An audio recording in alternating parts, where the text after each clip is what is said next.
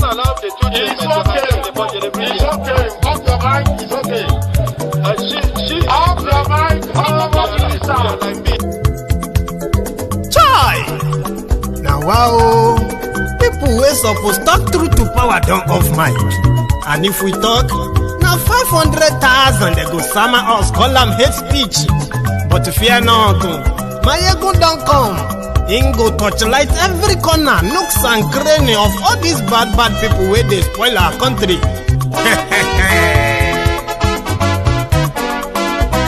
So my people make we laugh, oh yo yo.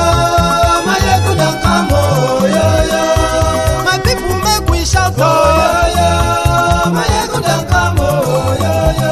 Maiyegun don't come, man of the masses, oh yo yo. Maiyegun don't come, oh yo yo. Maiyegun diary politico, oh yo yo. Maiyegun don't come, oh yo yo. This one not the off in mind, oh yo yo. Maiyegun don't come, oh yo yo. Can in the touchlight every corner, oh yo yo. Maiyegun don't come, oh yo yo. Okay, some people be they holla say they want the power. Chai, them be promise us say we go get light and power. Nah. Them hustle sote they can't get the power.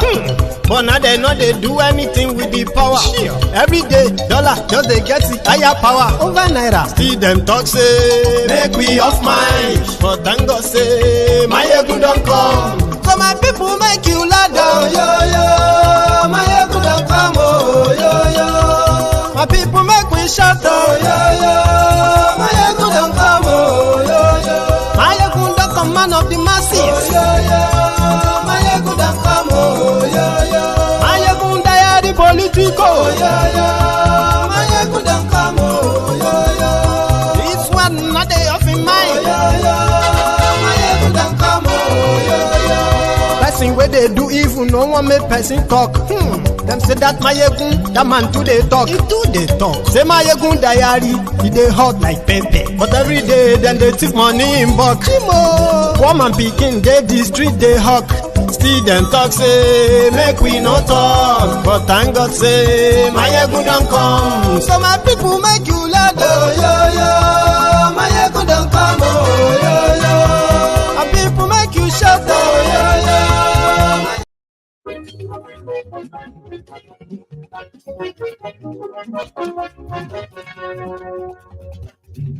Hello there. Maiyegun làwa mọ̀, làmọ̀ tó dòdòdò.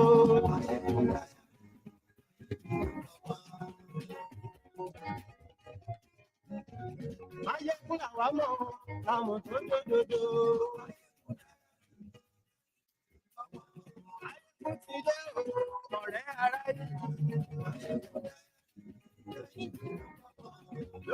Good morning to you, good afternoon to you, and good evening to you from wherever you are watching from.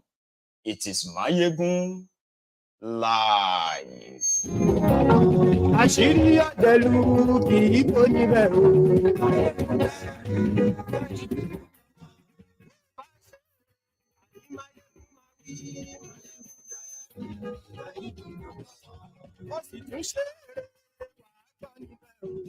Thank you so much for joining me as we do always. In the recent time, share this broadcast, okay? This afternoon, the line is also going to be very much opened, okay? Share the broadcast, read the caption, the description, all right? Invite your friends, invite your not so friendly friends, and tell them that Maiyegun today.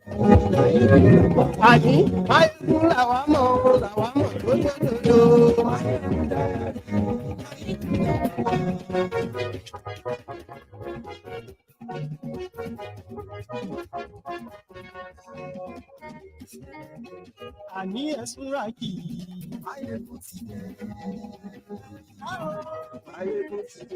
ọ̀jẹ̀lú esuraki, ani esuraki, lórí Facebook, ani esuraki, lórí YouTube, ani esuraki. Oh, Baba Kure, and yes, right. Thank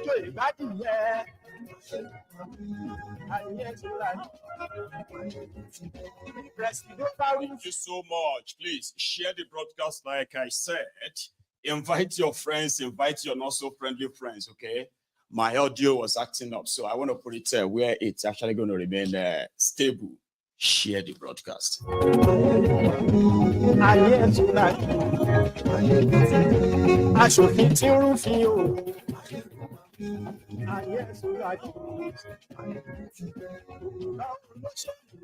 Kadobin Shepepe, Kadobin Dara. That is the Oduduwa, Emefiole. Have you seen his magic? I'll tell you more about it. Abracadabra.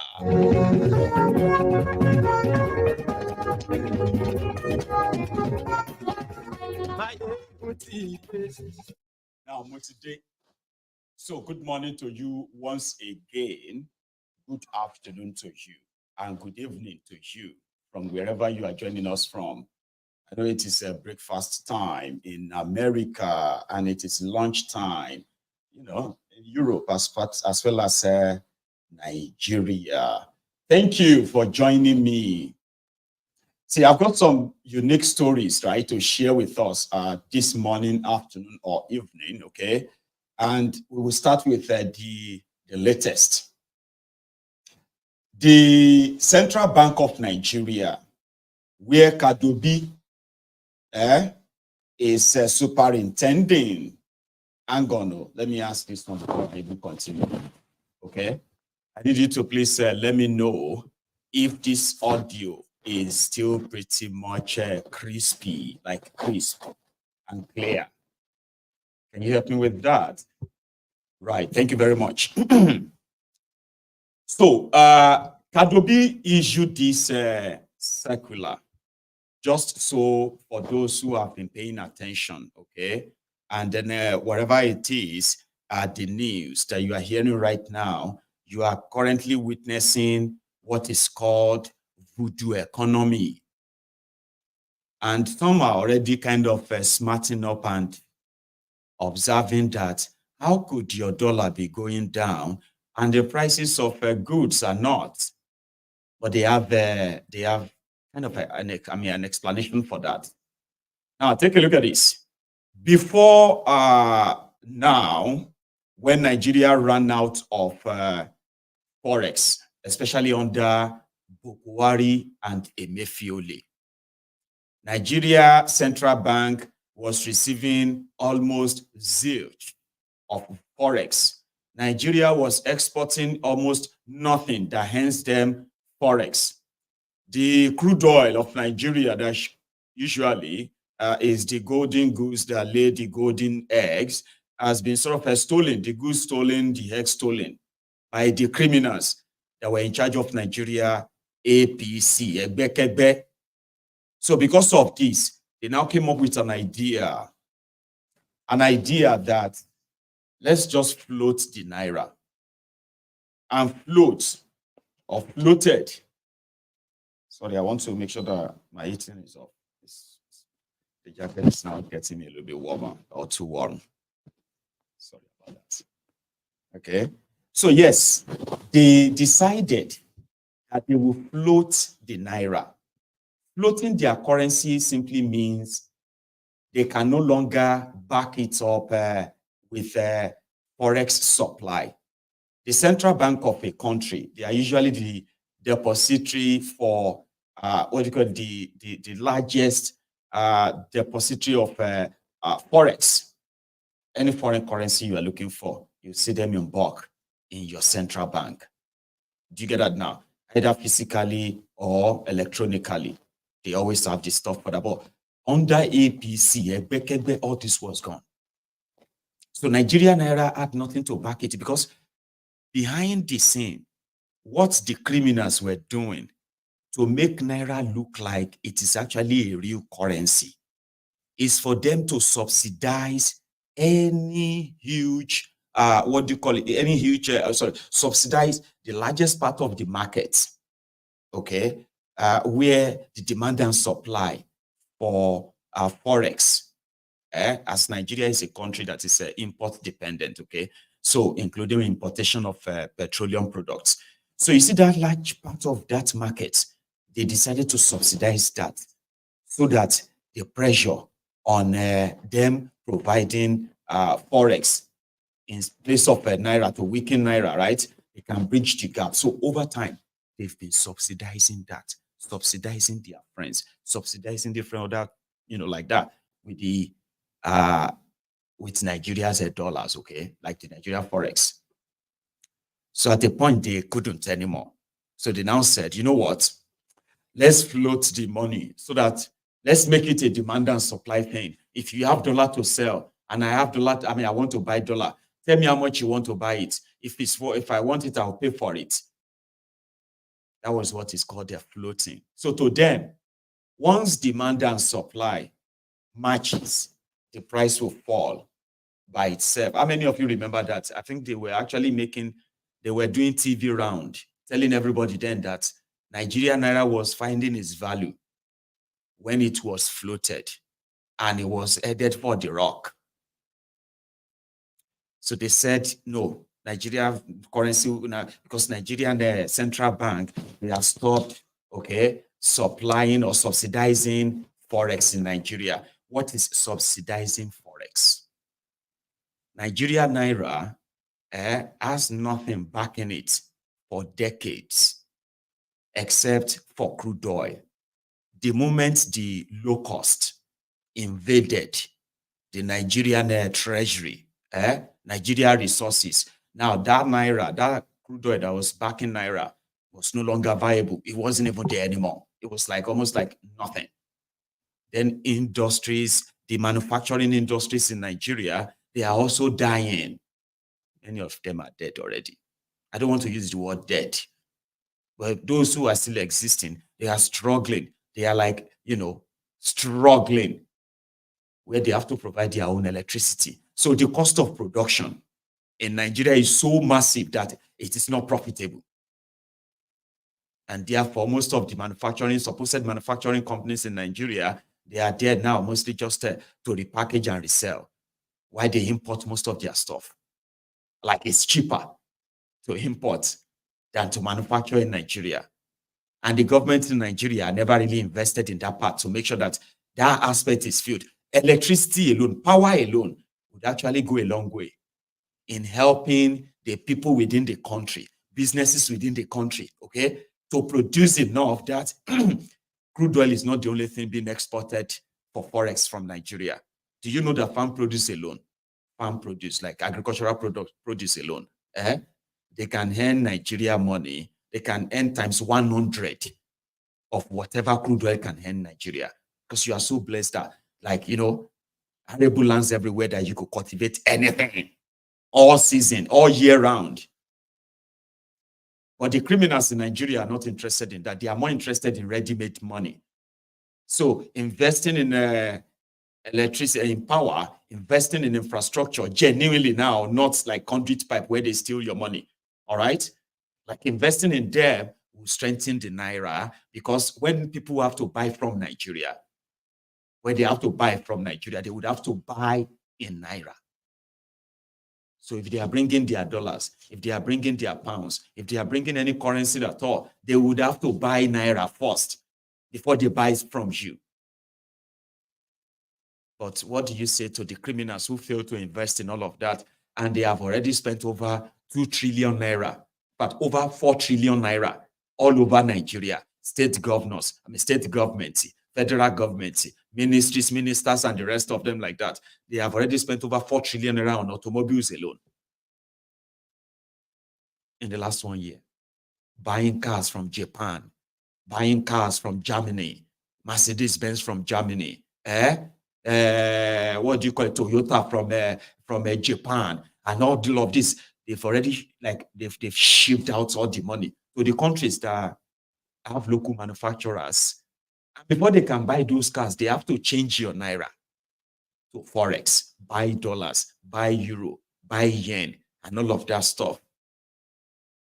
Imagine a country that spent over 100 billion yen on buying vehicles from China, from Japan.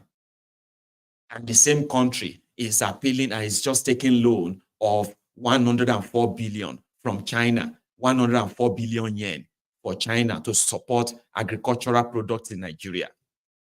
So the investment is not on that. So subsidize it and make it look like your policy is working. So when they blamed BDCs and they cleared them, reappointed some of those who are probably their own, the Central Bank of Nigeria stopped the floating of the Naira. Mind you, officially in public, they are floating Naira.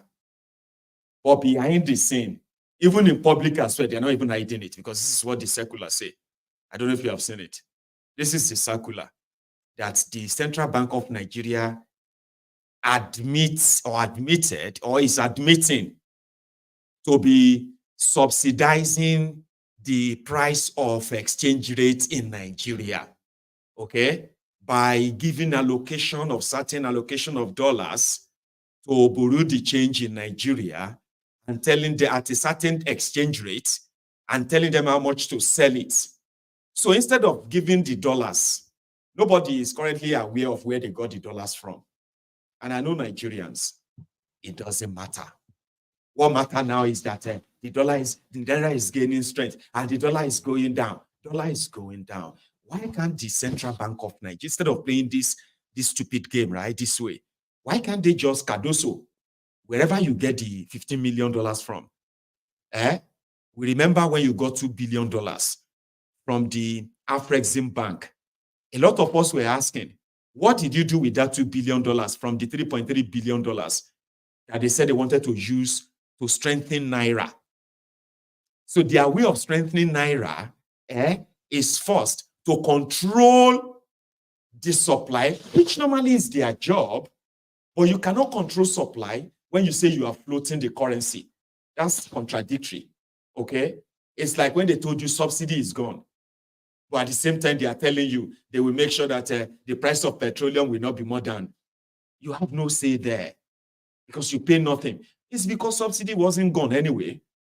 And that's why they can still tell you that this price will remain this. It won't change. Of course, you can't say that if you are not paying subsidy. Abi? So here, instead of playing this long game of 1,300, 1,200, why not just sell the dollars to this Bureau de change for $400 Naira to $1? Like just crash it. A lot of you, I don't know, a lot of you how much you know about economics and the rest of that too. I do not know. I'll tell you something that I do know. Okay. The only currency that they are doing abracadabra to make look like it is strong, even when it is not, is the Naira. And they are doing this publicly. And those who are supposed to be like educated people, they are seeing it. And the propaganda is actually working the way they want it to work. How much is Naira to dollar today? 1,345 Naira to $1. It's coming down. It's still coming down. Wait for Cardi B's work. And then the moment you begin to ask questions like, okay, how or where did you get this money from? Because we can easily see now that you are giving the dollars to people and you are telling them how much to sell it. You get that now? That this dollar you are giving to this Bureau de change, this dollar is not being given to manufacturers who are either importing raw materials or who have to go out there to really buy things and bring them. The things that goes into the hands of the Nigerians themselves, the end users, like their food, their medical supplies, and so many other things that people actually use like everyday stuff. Majority of them imported to Nigeria. And those who are importing all of this stuff, right, they have to buy the dollars at the ridiculous exchange rates. Among other things that they have to face at the border, bringing them to you.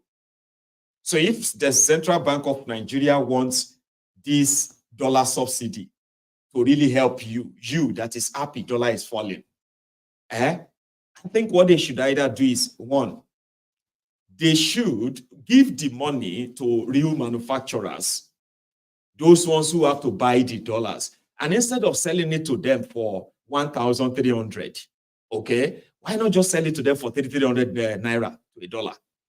Like, it's obvious you are subsidizing. That's exactly what your this says. These exchanges or exchange rate is not clinged on anything. This money that they said 15 million as of today, Kadobi, they have used 15 million. That's how much money they have shared to these Bureaux de changes in the last 5 days. And somehow, it doesn't seem that the prices of things are going to change anytime soon, because the money will end up in the hands of their fellow rogues within the system. What is the price? What is the exchange rate in the market now? 1,300. We told you it's still going to come down to 1,000. It's going to come down to 400. Why not just do it now? Okay. Somebody said, oh, where do you think the money is coming from? Obviously, the money is not coming from any crude oil sale. That is guaranteed. The money is not coming from any trade of the central bank that is known. They haven't stated. We know they got $2 billion from the $3.3 billion loan they wanted to take from the Afrexim Bank. They've collected around the around the November, December, they collected the $2 billion from that. We still don't know what they did with it. They said they wanted to use it to strengthen Naira, even though I think they gave it to their friends. Remember that time when they were threatening you that a liter of petrol was going to go to 1,200. And then the Kiaris and Kwa said, no, the NNPC is doing something to make sure that it will never get to 1,200. So then, boom, Afrexim Bank gave them the money. So when you ask them questions now, they will be asking you, are you not happy that it's going down? Are you happy that it is going down and the price of your food and your cost of your living is going up? Should that one make sense to you? By any means, I'm just asking, does that make any sense to you? That's the question. All right? And indeed, if that is the voodoo economy of how to strengthen your Naira, why can't they just do it now? Like, just pump out the dollars, okay? And sell it to this Bureau de change for 400 naira to a dollar or 300 naira to a dollar. Crash it totally. Use that dollars, crash it. And ensure that you sustain that. Because you have to sustain this kind of a thing. Oh. If you want to remain in control, that means if you want to control the price, it's like the food as well. It's like government going around and say, you must sell your food. You must sell your products at this also price. And you say, no, I can't. I say, if you don't sell it, we are going to confiscate your goods. They didn't buy it for you. You have been charged for whatever it is that it costs to actually got it produced. And for you to make a profit as a business person, right, you have to put your own profit on it as well. Then the useless government that never knew how to really create wealth will come around and say, no, we want you to be selling it at this price. No, you can't. No, you can't. What you can do is this. You can go bring the similar product or similar goods or similar food. You will bring them into your country and you will flood your market with it. I'll be with them. So where people are selling a bag of rice for 80,000 naira, you cannot force them to sell for 79,000 naira, not to talk of a sell for half price. You can't force them. And you cannot blame them for hoarding it since you don't want them to sell at their price. You cannot blame them for hoarding the food. What you can do as a responsible government in that regard, at least for the temporary one, is what? You bring in more rice. And you start selling the bag of rice for 20,000 naira. Far, far, far from. So the people will go to those places and you have to sustain it. That's another thing. You really have to sustain that subsidy. It's called subsidy. Nigeria is completely run on subsidy. And that is why It's just that the subsidy is not majorly for you. The subsidy is for them, the criminals in control of your government. They subsidize their lives, or you subsidize their lives. Sure, you get.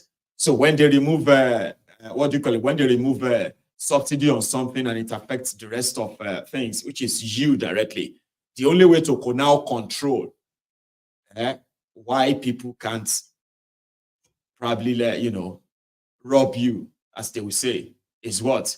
You bring in the similar products, good standard, and you flood them with the market. Into the market. And by so doing, you made them maybe force, or you have to maintain and sustain it. You have to keep supplying that, or you start growing your own food.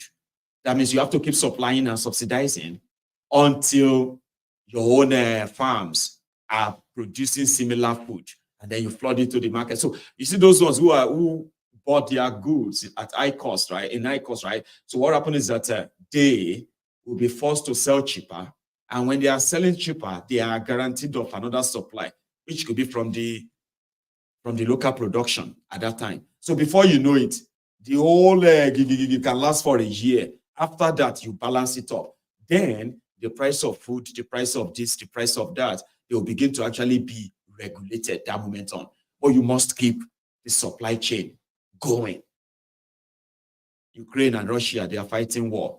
But Ukraine continue the production of their grains. The farms, they continue to grow food because the production line cannot stop, or else they would have to depend on other people from other places who are producing the same thing. And to get it from them, you know what I mean?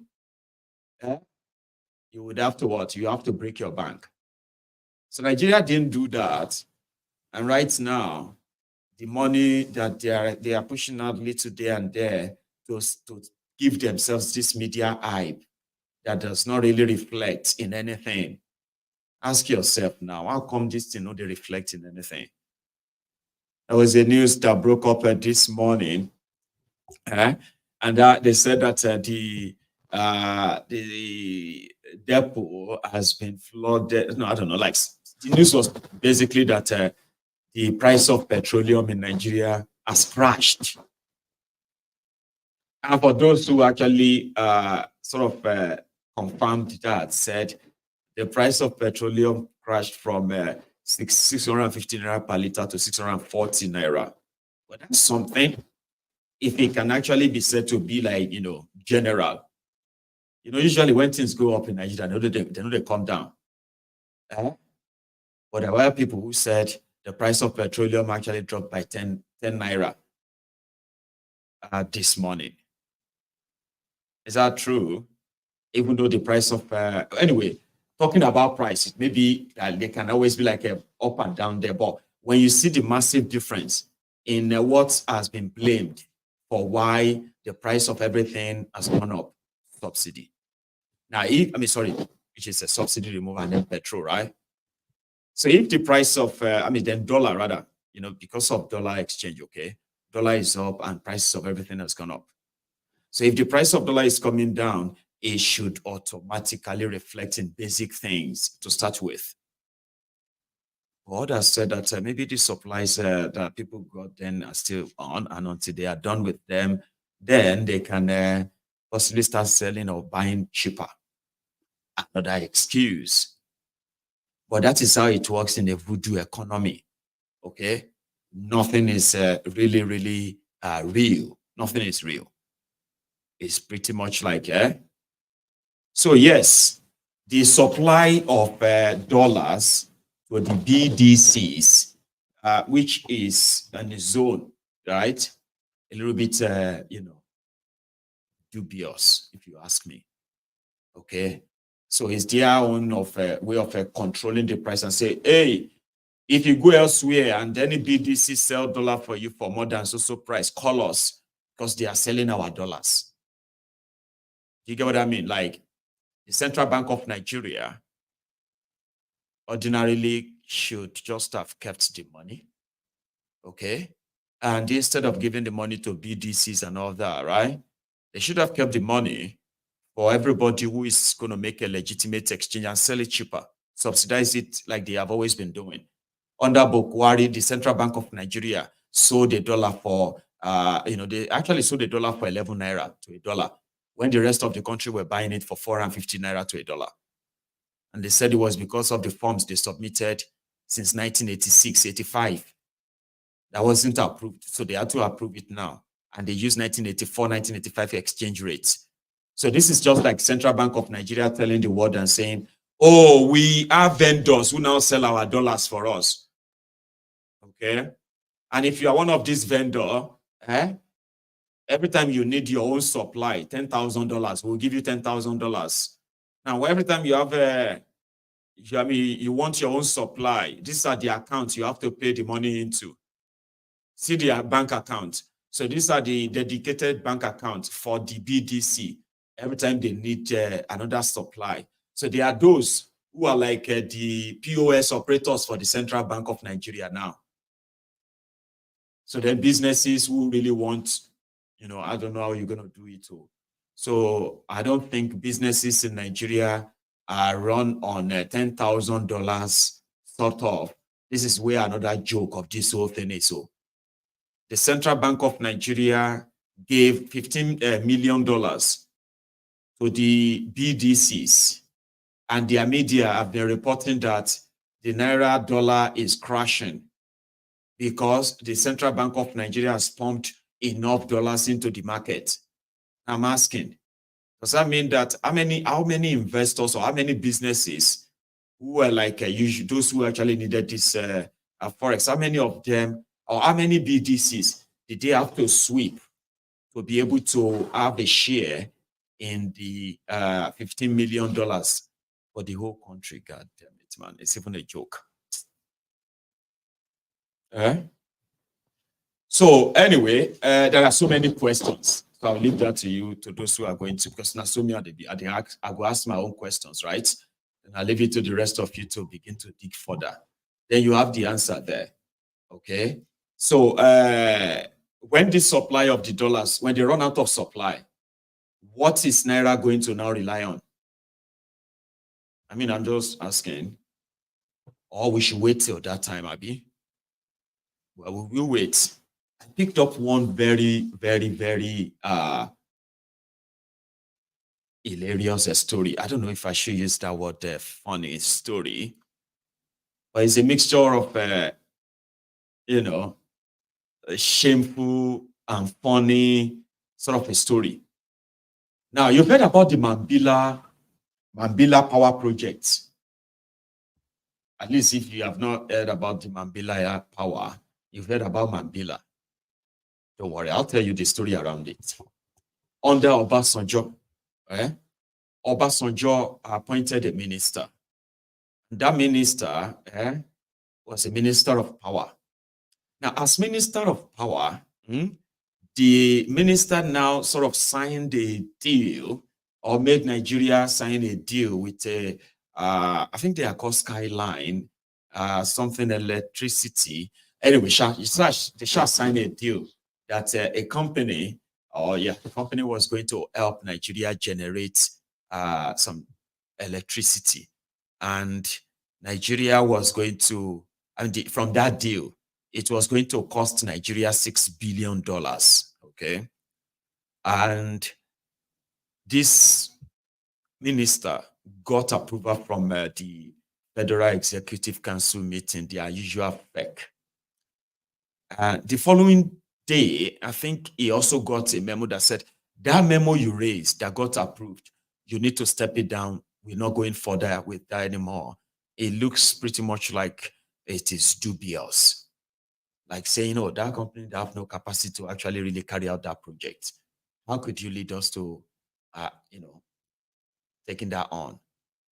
So it seems that they were right. And immediately, their partner abroad took Nigeria to court. And they started seeking for $2.5 billion damages because Nigeria cancelled their electricity or power projects or contracts. They didn't know that the people behind the lawsuit, the people behind the company and all of them, they were actually the same people in government, the same government. under Obasanjo. $6 billion was supposed to be the whole thing. But at the end of the day, in the whole, the course of a consultation and this and that, bribery here and there, Nigeria already lost almost $1 billion. Then they started an investigation into if Nigeria should pay the fine, settle out of court with this company that carried out no single project but demanded for 2.5 billion contract breach something. They didn't know that it was these guys that were behind it as well. Okay. So they now said, in the effort trying to make the Buhari's government to try and play ball, and you know what I mean? This guy, this man, look at him. This man, that is the former minister of power. All right. Working not only that they duped Nigeria, they instituted a case against Nigeria for not letting them carry out the dubious act, and they were demanding for 2.5 billion. Okay. Now, here is where the story is a little bit funny. Not only Emo, with this guy too, they declared that one wanted. Okay. This is where the story becomes more funny. So they said under Buhari's government, in order to bribe Buhari's ministers from investigating this, and at the same time just let it pass, or kind of like a deal where they could swindle Nigeria of over $2 billion themselves and their supposed international partners. This man started offering Buhari's ministers. He started offering them ladies through WhatsApp, offering them money, offering them girls. This is supposed to be the conversation between this man that this man is working with and the minister in Nigeria. Okay. They were offering them money, offering them girls. Malamu was one of them. This is crazy, right? And this is all going on behind the scene. It's called Sunrise. It's not Skyline. Sunrise. Take a look at this one. In 2022, please advise the HAGF to write this letter. The chairman, International Chambers of Commerce, blah, blah, blah, Paris. So this was a trip that they had to go to Paris, right? And look at it. This are actually like, these were like WhatsApp messages, okay? And it was pretty much to say, we will pay this and we'll pay that and all of that. And we also have girls for you. But would they offer girls as part of bribe? Niger? Like, okay, yeah, don't worry, we've got some girls in the room for you, okay, just to take care of you for your pleasure, so that you can help us make that decision at the meeting tomorrow. Like, who does that? So it was all about the $6 billion. And this, what is his name again? Oladojo or something. No? Now, this man is the guy that Kaduna Littlefinger met with when he was spotted with the, what do you call them again? SDP. Yeah, SDP. That prompted, actually prompted the rumor that El Rufaya may be plotting to decamp. So 2 days after that, he was seen again with them, the SDP guys. Well, now this guy in this fourth picture with him, Esprit de Corps. All right. So when I saw that, I was like, oh, more people mad. Imagine somebody will won't bribe me now. Can't tell me, say, no, we have some girls and I go run. Like if you tell me, say you have girls in my room, Baba, I go run for the next available, any next available taxi or available bus or available train. I will run as far as my legs can carry me.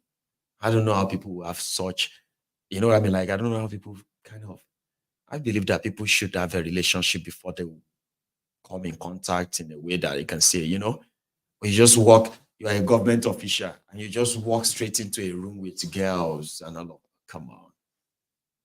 Anyway, so there was no evidence that these offers were taken.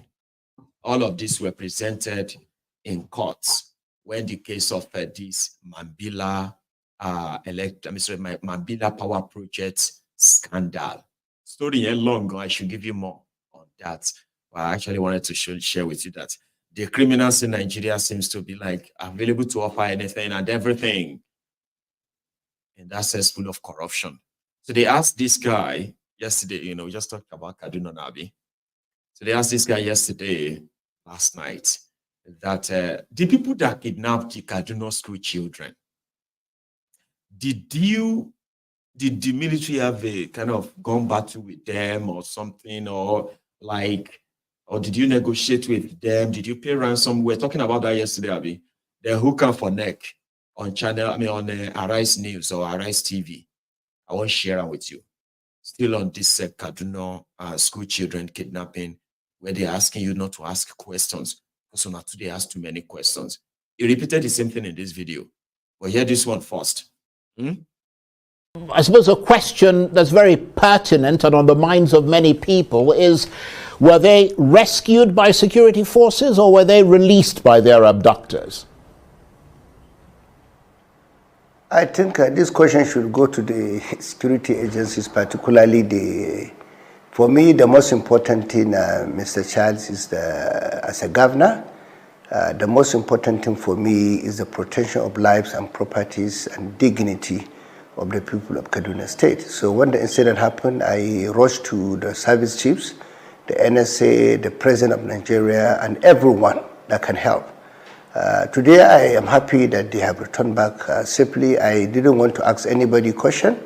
I even cautioned a lot of people that were asking the question because you need to see the families, you need to see the children, you need to see how happy they are.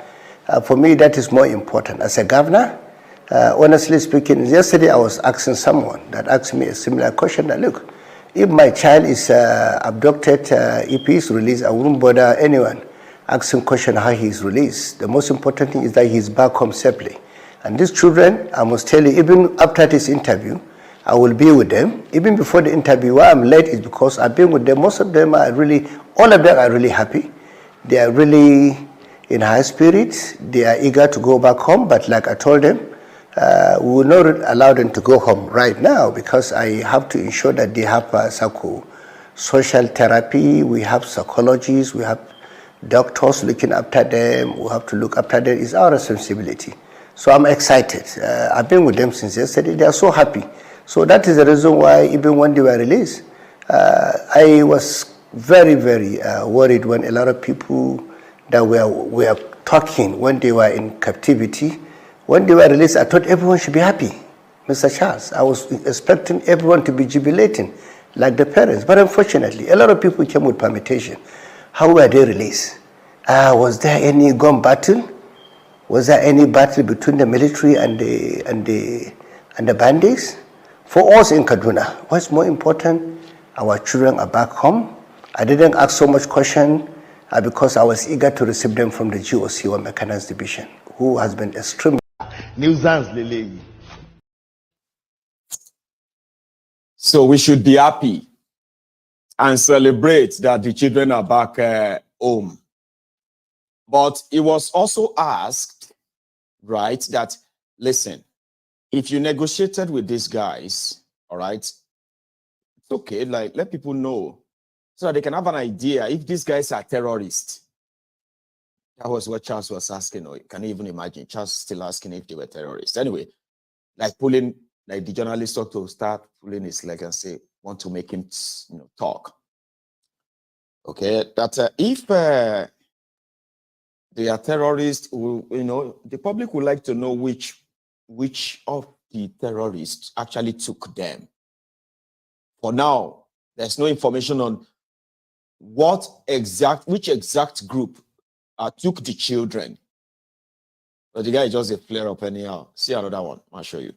There's another one. Mr. Charles, as I'm speaking with you, honestly speaking, in the next 15 minutes, I will be with the children. They're all excited. They are waiting for me. They will not be happy to hear me wasting time actually talking about whether they were a gun battle or anything when they are released. You need to see them. You will agree with me. They are extremely happy. And of course, as he asked me a question, I will also find out. Okay, so give me time to find out. Okay. But as far as I'm concerned, as of today, I know they were released, and of course, I believe in our armed forces. They told me, and I believe it. No ransom was paid, so we should thank God. That was exactly the statement, and of course, here for me, everybody has his own priority. What is my priority as a governor? Is to get my children back, and they're back. That is my priority for now. And I'm happy, I thank Almighty Allah, they're back.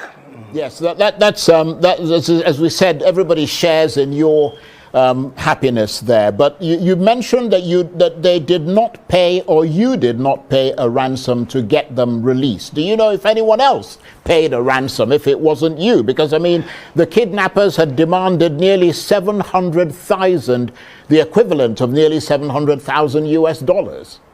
Can I now correct it?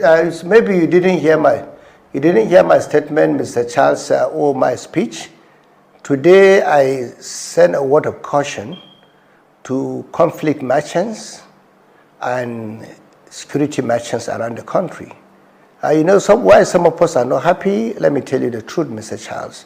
When these children were abducted, people who have no idea about Kaduna, who have no idea about the community, who have no contact with the family, who have never made effort to ensure that these people are released, went to the media with very irresponsible, senseless numbers of 287.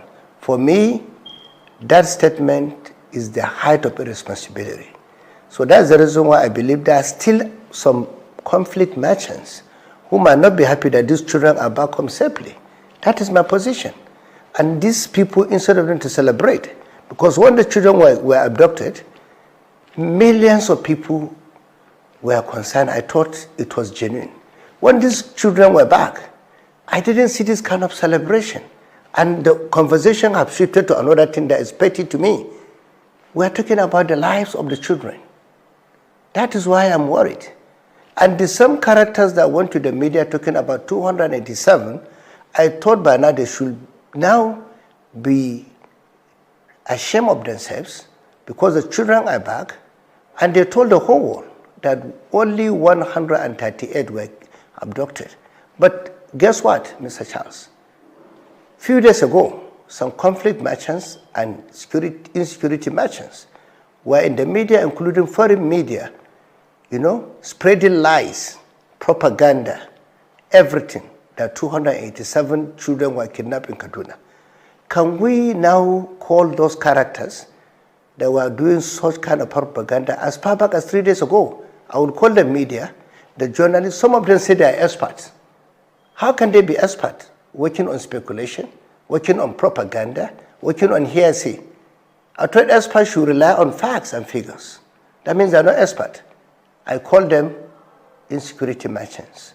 And by the grace of God in Kaduna, we will never hear something like this. Let me draw your attention to Kajuru incident.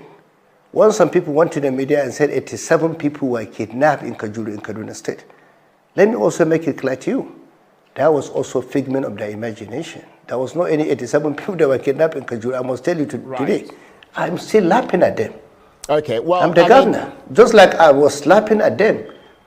When they called the 287 people, I was laughing at them. Yeah. Because as a governor, I know exactly the number of the students in Kuriga primary school and secondary school. I know the people that went to the assembly that morning, but I didn't join issue with those confident merchants because I know they are doing that for their selfish ends. Yeah, well, Nuisance Lele. Nuisance Lele. They love to gaslight the people, okay? The question was, listen, we are happy that the children are back, but there are some unanswered questions, and you are possibly in the best position to answer them. You don't have to gaslight people, okay? You do not have to concern yourself with what people say or what people are saying. You are just there to present fact, and you are not supposed to kind of blab about if you know what you are saying or what you are doing. But it is Nigeria. Forget about all of that. He did not want people to talk about the terrorists that took the children. He called everybody asking that for days, from the moment the children were taken, including their teachers. The number that has been in public has been 287. So if you turn around and say 137 found, isn't it ideal to ask what happened to the remaining 150? Okay. The terrorists said they needed 1 billion naira to free them. 1 billion. So are you saying that somehow the terrorists just slept and woke up the following day and they just changed their minds? Oh yeah, come and take them. Come and take the children. We don't want them anymore. We don't want the 1 billion self. Yeah, come and take them. Abba. Meanwhile, the military said they were rescued, which means Tango Alpha 04. Tango Oscar 04, Indigo Violet, and all of that. Don't so that they control themselves when they are commanding of the theater order over. You go to hear to the east, cover. No be the thing where they call rescue with that. You can rescue with this, so we say, the Nigerian military drove it to a place and they took the girls and they took them somewhere and they waited for their tailor. Baba, you see that tailor will make that dress for those children. They're supposed to name the tailor. They're supposed to kind of tell us who is that tailor. That tailor, now one kind of tailor, where we say, more it go make dress as in, cut to fit in less than 24 hours, and it will make a clothes for over 100 people, 100 children. People should kind of look for that tailor. They have them in Kaduna very well. Kaduna, that is playing host to almost all of the Nigerian security institutions, including Hamori. Hamori, where Nigeria keeps their weapons, though, in Kaduna. But Kaduna is the place where the terrorists have wreaked almost most havoc. Go to southern Kaduna. They will kidnap school children and keep the Christian children, and they will release the Muslim children. And then the only difficult one is once they are like infidel kids. So people are asking, what happened to the remaining 150? Oh, insecurity merchant, especially foreign-based media. Is it talking about us? Abisoni Shireni.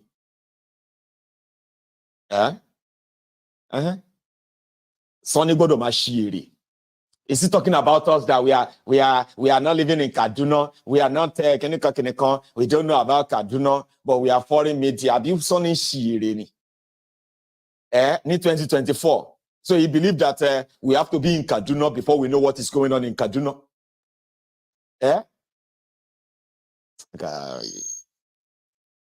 Anyway, so just tell Sonisha, and it's not only Sonny that is Lone Shiri. Have you seen Solo dumps recently? About somebody sent a video of people where they walk up for road where Solo dump they built for Anambra. We look more to Nigeria. We look more Maiyegun. People they build road, and somehow the electric pole in the middle of the road, or here. Please do support the government for a better Anambra.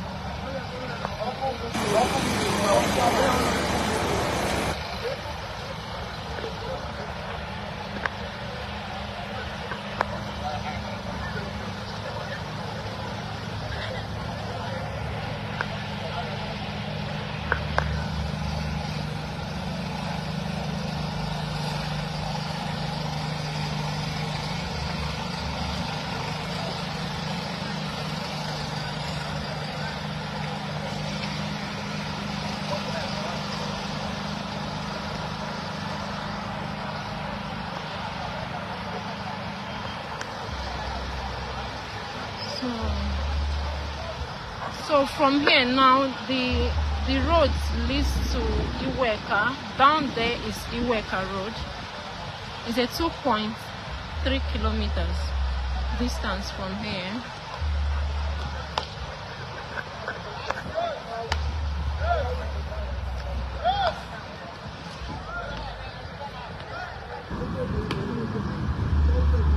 So thank you for watching. Keep supporting the solution government for a better Anambra. Thank you. Keep supporting solution. It can't be like say the girl will go make that video. Was actually an angel sent to give all of Kuna the image of that place. Okay, for the last time, because overnight rain fell. And the entire Shako with them pond the road. The rain washed everything up. Everything. And this is one of the places. This one was like a week ago when Solo Dumb was challenging one of his contractors. See, I was the one who came here all the time and said, Nigeria is graduating. You know, in Nigeria, you will see engineering graduates. This graduate, that graduate. Or you see engineers that cannot construct roads or construct, build bridges per se. Because majority of them would rather be contractors, contractors that are now working for other contractors. They would rather hide behind those that are non-Nigerian engineering firms and just kind of hibernate there. I mean, which kind of construction be this? It's being built here. You stopped it, you come and bulldoze it down. If I come here again and I see any of these rubbish, I'll sack you publicly. I'm incompetent. They began it and you are watching it going on and you didn't bring it down. Where is the walkway? Come and show me the walkway. Come and show me. Bring it down. You stop it and it's going on. Look at this. Look at this. Look at this. Look at this. Look at this. Look at this. Coming out on the road. Who changed it? Who changed this? This is not here. This is supposed to be there. So what?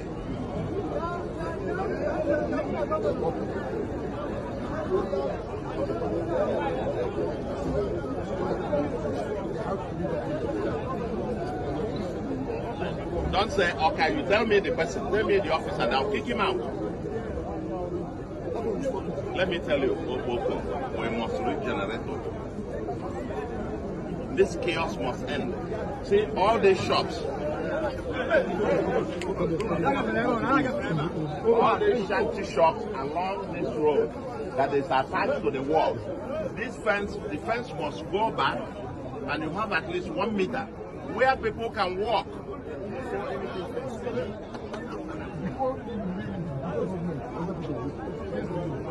No, that's you stopped, but it's gone on and you've done nothing. But I stopped. And I'm just telling you, pull this thing down tomorrow. Friday, tomorrow is Friday, Thursday. By tomorrow, this wall must be off. And they must go at least 1 meter up there. And they get me the paper who approved it. And I'll sack that person tomorrow. Get me, whoever, if anybody approved this, that person is leaving my government tomorrow. Okay? Let them get me who approved this thing to be done this way, and I will dismiss that person tomorrow. Get me the paper. Solution. But in fairness, okay, I have seen other road. If not because they always add audio to some of their videos, as I don't want to gamble just playing all these random audios that will be mostly copyrighted. So I have seen 1 or 2 videos of his other constructions. I'm talking about road construction in some not too populated areas, right? So I've seen that, and they look good. But I have seen 80% of what is done that have been completely sham. And that is a solo dump. Just kind of want to show you that before we proceed. So yesterday, these guys were seen on the street of Uyo in Akwa Ibom.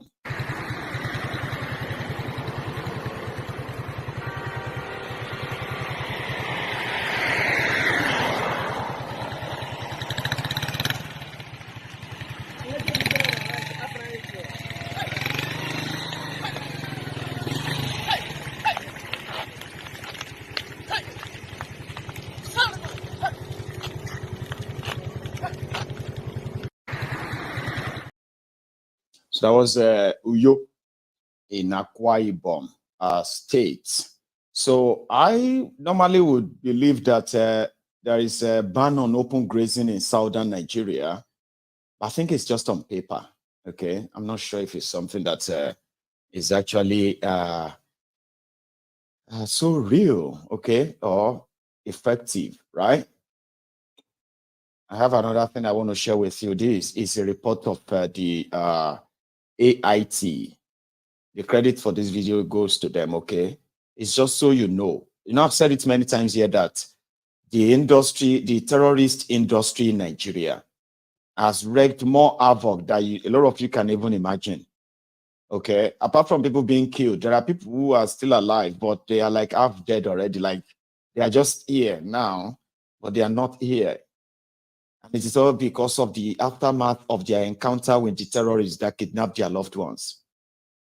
AIT did this report, and I said I will show it to some of you that this is why we discuss about real life issue on Maiyegun's Diary Political and not jokes. See. Zamfara State in northwest Nigeria has been an epicenter of banditry and kidnapping, where several persons were kidnapped and ransom paid to the abductors to secure their release. This development has created untold hardship and further deepened the poverty level of the residents. Some sell their entire properties to raise funds to pay ransom to get their family members out of captivity. Abdulaziz Muhammad was one of those who paid ransom to secure the release of his elder brother, who was kidnapped by suspected terrorists, and he did not see stopping the payment of ransom as a way out of the situation, saying that the terrorists usually tortured and threatened to kill loved ones in their captivity. As a result, family members hastily run around to raise money to save their loved ones from the agony. Bandits had kidnapped my eldest brother. We, as his family, raised money to pay the ransom to secure his release. I went to pay the ransom. 2 of our sisters are currently in captivity. We are trying to contribute money to raise the ransom so that we can secure their release. No one can sleep with his or her 2 eyes closed while his or her relative is in captivity.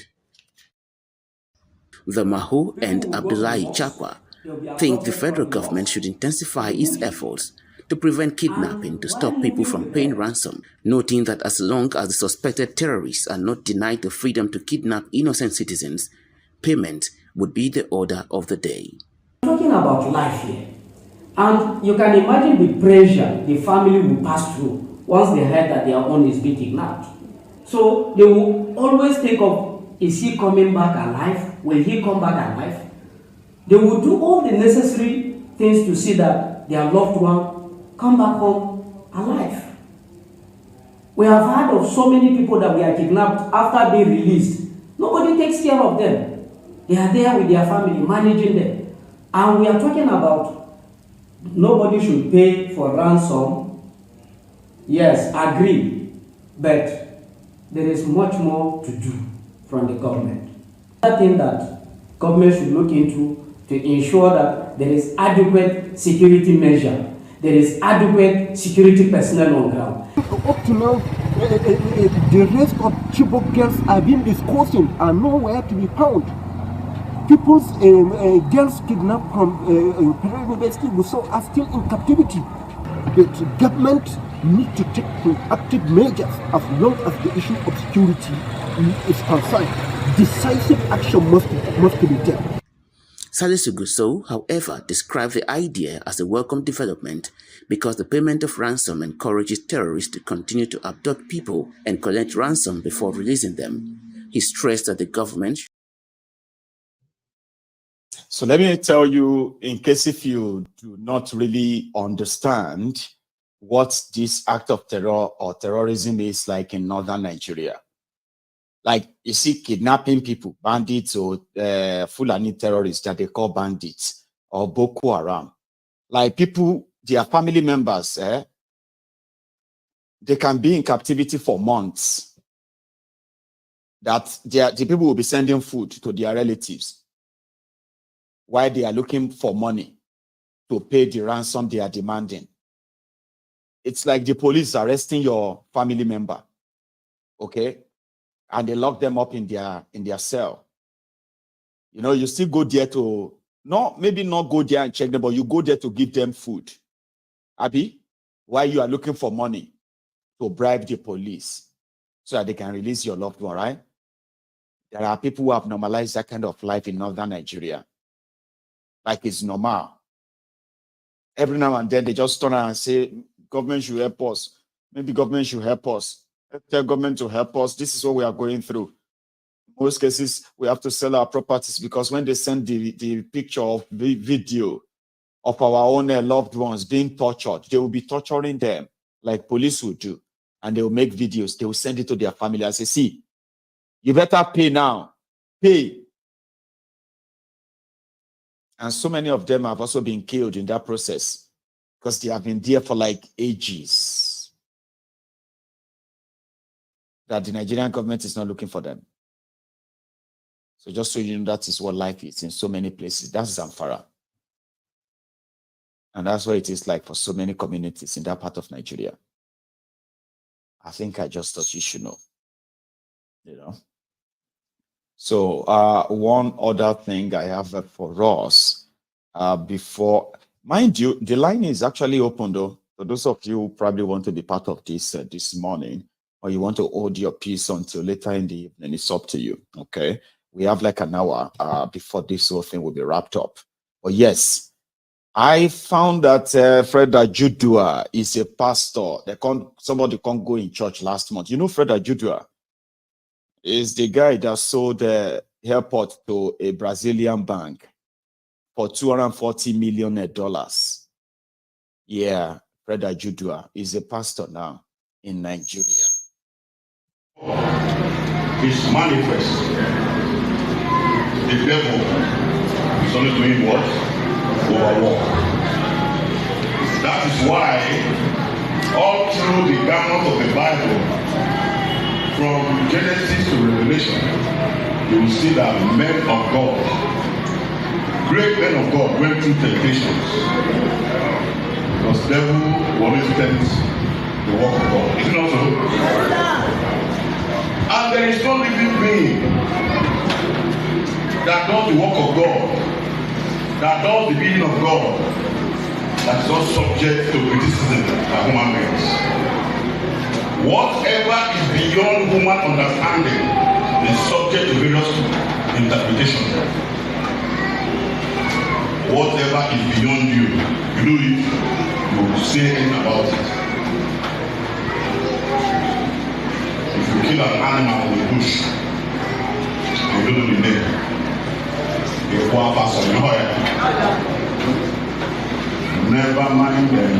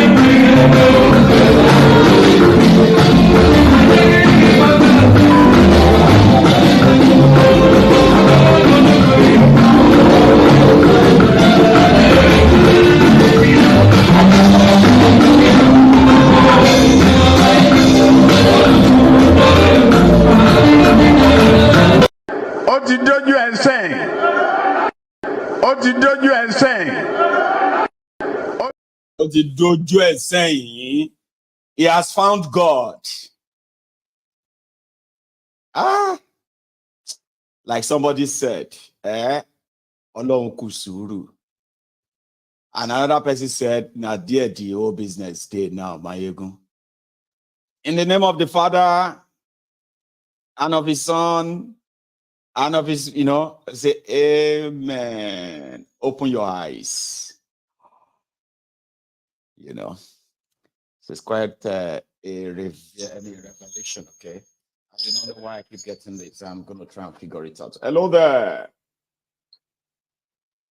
Hello, Mr. Maiyegun, the General. Hello, sir. How are you? Good afternoon. I'm fine. Good afternoon. It's Bright. I'm calling from Italy. Right. So, how are you this afternoon? My brother, we are living in a blah blah blue situation, bulaba situation. Bulaba, exactly. In a bulaba metaverse. Yes, so my brother. Voodoo economy, left, right, and center, but they seems to be enjoying it. I don't know if I want to talk Nigeria. My brother, I don't know. I don't really know what to say. Really. I just watched the last video you just play of that pastor. The thing puts more annoyance in me again. The ones we were saying before I was okay, but this one just make the whole thing scatter my head. Yeah, this one hits you differently. Like you sat there, and you're like, oh my God, is this actually real? Like you have been hearing it, but you've never really seen it, Abi. Oh my brother, it's like we are being. I just see Nigeria as a country that is being recolonized again through different dimensions. I'm telling you. There was a question asked on the platform one day. I asked somebody, like I said, if you were God, but we are not God, but if you were to be God, if men were God, will you want your presence to be in Nigeria? Never. That is, if you can answer that question, you will know that he's not really there. He's not there. It's just that his grace is just upon all living things that he created. But he himself is not there. So how can you be? It's like as a human being, you see where people they smoke igbo, that they do some kind of things. You will be correct guy. You can. Maiyegun, can you sit down among those kind of people? And say, I'm not doing anything. No matter how much you try. Even though say they do the thing, you know go sit down there. You know go sit down there like go say no. I don't want to be in this presence of this kind of people. No, you go tell. Say, no, this is not pure, man. Tell me what thing not they happen for Nigeria. Just tell me what is not happening in Nigeria. The same country somebody will use it. Nothing. Then it is the country somebody will use his mother for ritual or use his father for ritual. A 60-year-old man will be sleeping with a 5-year-old girl. Send for money. Then a pastor will get his members pregnant, collect a wife from a member, he collects a member wife from his hand. And the government will use his own citizens for collateral damages. No, tell me what has not happened in that country. You tell me. Nothing, no, Brighto. And every day now. See, when you think say you don't see it all or you don't hear them all, you are just not. You haven't heard anything. You see, somebody said, Maiyegun, how do you? Well, a lot of people do ask me. Okay, I don't know how you do this. I think, well, maybe the question should be reframed. How have I been able to maintain my mental health despite all I know? Because if it is about how are you doing it, Baba, every second things they happen in Nigeria, every second they happen. See, you can do 24 hours program about Nigeria, and I promise you, while you are still talking in that 24 hours about hundreds of things that are happening, before you clock down another next 24 hours, like you are still on the program, you go down to hear another thousands of things where don't they happen again. And you'll be like, Omo, it just never ends. See, if not people like you, Maiyegun, many of us we are already on that road of consciousness. We already know what is happening around us. We already know the root of our problem. Yes. But when you have somebody advocating, putting it on a platform of let everybody see it like the way you are doing now, it relieves us, people like us, of that mental health issue. Because some of us, if we know they see the voice like this, the way we call the voice for a year, some of us, we go for them, we don't talk, they go. Somebody will look and say, this guy don't fight. I'm telling you, Nigerian problem is the whole thing is just the family go do their own, government will do their own. Everybody is just the same kind of. You can't get tired, you can't get confused. You can't say, okay, you know what, I'm gonna go approach a man of God. Somebody who can explain all of this to me. You can't enter the place, that one will can't summer you again. Take advantage and say, you can say, okay, who I go come run to now? Who I go come talk to now? Then you realize that you're actually on your Maiyegun, I was talking, I live in Italy. Italy is the cradle of Christianity from the Romans. I live here. Do you know that an average Italian man, when you tell him about God, they look you like saying they talk abstract? Same in Israel. So if you are telling me, okay, Maiyegun, if you are from Ijebu, sometimes you used to say some certain things, tradition way, how you were growing up, how you there is things. You will not get anything where person will tell you about Ijebu. When you know, even though say you know they practice those things again, you are not like a modern guy, but you don't get one thing where they go tell you when you go tell you, no, because we do more. This is how it works in our place. So if somebody comes to tell me about Christianity, and that person, even their fourth, fifth generation, they cannot portray to even tell me. Sometimes when I say, they'll say no. What they taught me, they cannot. So the thing when your own papa tell me, you yourself you don't know how the thing make sense. It's just like me now, like a Benin man. If somebody's telling me about a tradition belief that will know, I will tell you, yes, that is how it works in Benin. Though I don't practice it, but that is how it works. So if you are a white man that brought Christianity to me, I'm not telling you about the Christianity. You don't reason it the way I reason it. You don't even see it as something important in your life. So it means that it is not a part of you as well. Then that means you can't brainwash me. I mean, it's a tough one for a lot of people. But that's one thing about religion, okay? Religion is a thing that you shouldn't find out. You know, normally you are not supposed to find out a lot of things. Okay, you're just supposed to have faith. All right, you have to have faith and believe. That's it. But these days, everybody they ask too many questions now. That's why we are here now. You know, because we actually do not want to believe that we are no anymore. Let me just take Nigeria for this, and we cannot grow with God go do it. I pray God will do it. I left Nigeria when I was in my 20s. I'm not looking at my 50s, Maiyegun. I left because I said God go do it. Now make me come up for God go do it. God will make Nigeria better. And we are even in a worse scenario. Yeah. When I left Nigeria, you could enjoy your own local television. They will show you movies. They will show you animated cartoon for children. They will show you everything just the way European styles are doing it. Do you know that those things does not happen in Nigeria, except you have DSTV or you have whatever. Those things does not work again. If I say those things we enjoyed in the 80s, it never even happened for Nigeria before. If you tell the new generation, they will say, really? Did it happen like that? Did people really see these things? So we are supposed to move past there. In Europe, you will see people handling projects of, let's not talk about 2050. I'm preparing 2050. We don't even get plan. We are talking of senators are talking of they give me 500 million. I want to go and do these people get. I want to go to next election vision. Vision 2027. Vision 2031. Vision 2035. Oh my God. Vision 2039. Those are their visions. They are not leaders, but they are dealers. They are not rulers, right? They are ruiners. Okay.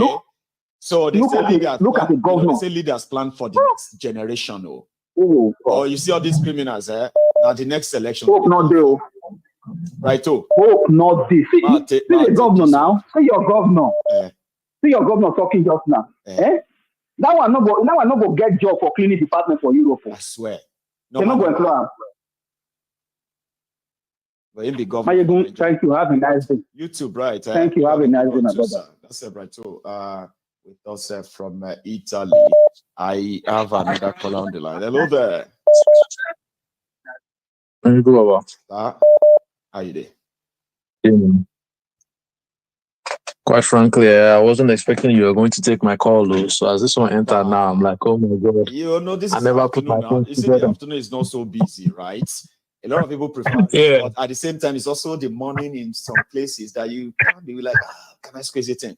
But it's easier, like, you know, this time than evening. Evening is like, you know, it's like a, you know, kill joy. Or some people want to get it. But it's good you are on.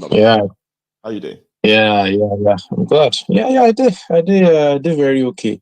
Just a couple of things to talk about. Maybe not so much regarding your discussion today.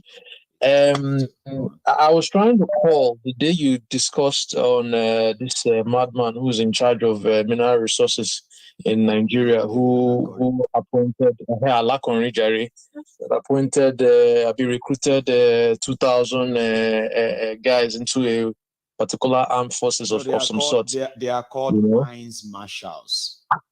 Mines marshals. You know, so this guy the mines and okay. Now, just to piggyback on what Cham said the other day, she says, if Nigeria eventually gets this breakup that we are looking for, we're going to have different people to contend with.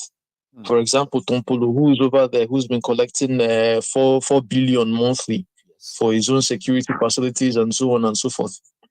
So that's one group of individuals we would have to contend with. Okay. We also have Asawana and his clan. We also have those guys. There's also IPOB. There's the Odua people and all of that.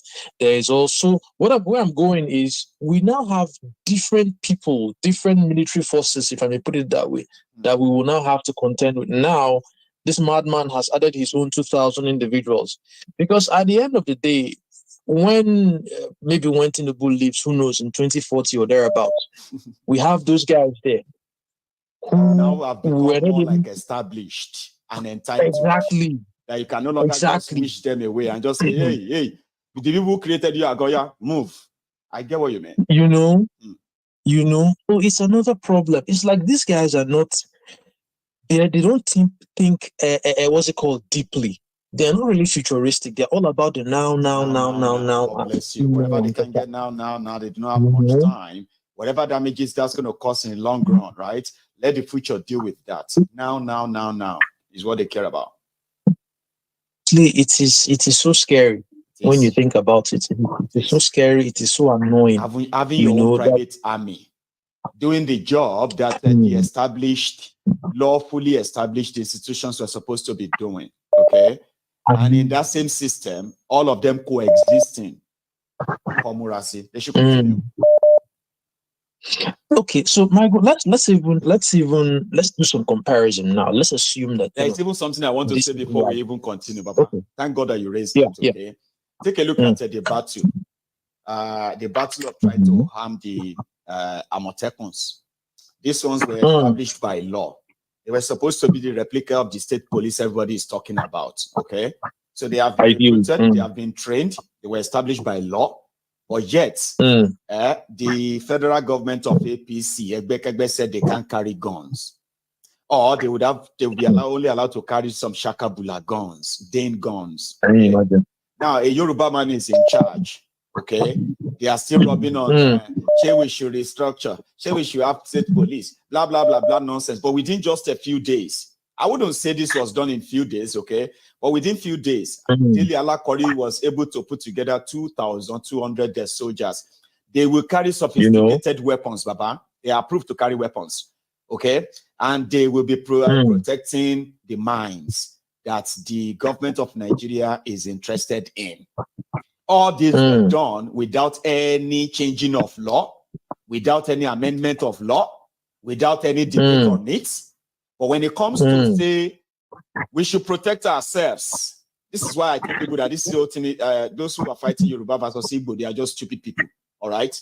Exactly. These criminals, if they care about Yoruba man is the president of Nigeria now. How come we're still debating if Amotekun should have arm or not, despite what we are going through, right?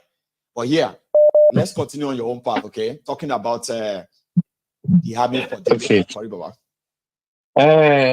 So I just want to go back a little bit now, right? On Tumpulu that has been given 4 billion monthly on a monthly basis. I mean, I just keep wondering. I don't understand, the whole rationale behind that whole thing. Have you seen Nigeria no get armed forces? I mean, they no get police forces. Oh God! It just doesn't make any sense. You arm a known terrorist to protect your resources. Who does that anyway? Your national assets, your infrastructures, that are multi-billion dollars infrastructure. You give the protection of that to a retired or hibernating terrorists that they call militants, and they make that look so nice. Baba, have you not noticed? Militants. That sounds so nice. Not terrorists. It doesn't make sense anywhere. It's just like you get goats. You can't go tell goats, go protect my yam. Who does that kind of a thing? Even a child knows that's not going to work. I mean, when I've been there, read the thing. This chairman, I was reading that when the thing was first introduced. Now, this guy was guy. I was listening to Daddy Freeze one time. He was justifying it, He said it's a lot better, blah blah blah. That we don't have the capability and all of that. That's not even the story. Nigeria. I think that's not even the story. Actually don't understand what a country should mean when you say a country. And the shame of saying a country, a big country like Nigeria, cannot protect our citizens, and they have. I mean, you can't shame the shameless, Sha.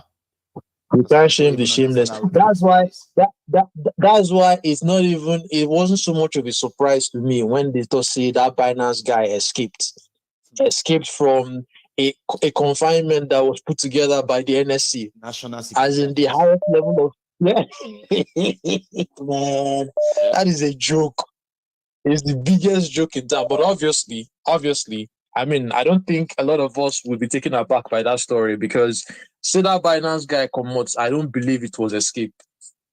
That guy walked you out. don't understand the escape. The escape That is guy like walked somebody, out. somebody will be saying maybe they just gassed the house.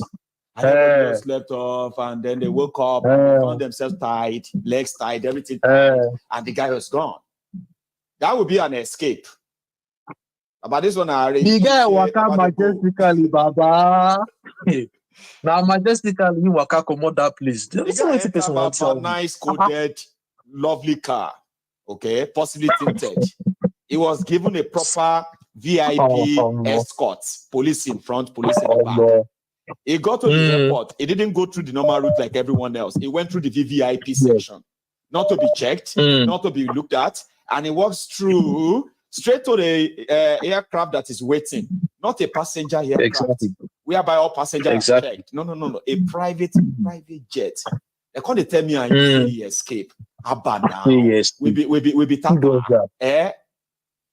Say we be toddlers. Or again, they know their audience. They do. Exactly. Now they are hunting but the thing now is they are hunting for him. But no vexo. But I believe there were two of them that were captured now. Maybe I say kidnapped by Nigerian government or whatever. Muslim. Okay. The other guy no be Muslim. This one are Muslim. So they took him out under the cover of Ramadan. In the spirit of Ramadan. Come, let's go to the nearby mosque if you know you want to pray there. Okay, come on, let's go. We're even going to break our fast there as well. Will you come? I said, yeah, sure, I can come with you. That was the story they told us. So he now go to the mosque. Maybe now when they serve food, though, or maybe when they ruku. When you ruku like this, Allah Akbar. Wherever they look down. That's what they appear. I'm trying to kind of recreate it. Do you understand? Like, I'm trying to recreate how he escaped. Or maybe when they are out there, like that. Their head down. He just moved. These guys don't rate us. They do not rate anybody. That's why they so maybe if the other guy now a Christian, as if we say Easter Day, how many days away now, they go allow me in go church for Easter himself. You see, Easter still didn't come. So another breaking news will happen next Sunday. Breaking news. The guy won't go do mass for church. As he carry palm tree like that, that was last week though. That kind of thing. It's a joke, Baba, honestly. It's a shame too. Baba, one more thing before I go. See, I like what you said really the other day concerning obedient and obese quest and all that. The truth is, me personally, I don't really believe that, the guy would be given the opportunity to get in. I don't really believe that that's going to be possible. But I'm just looking at this hypothetically, right? When they say, because there's a lot of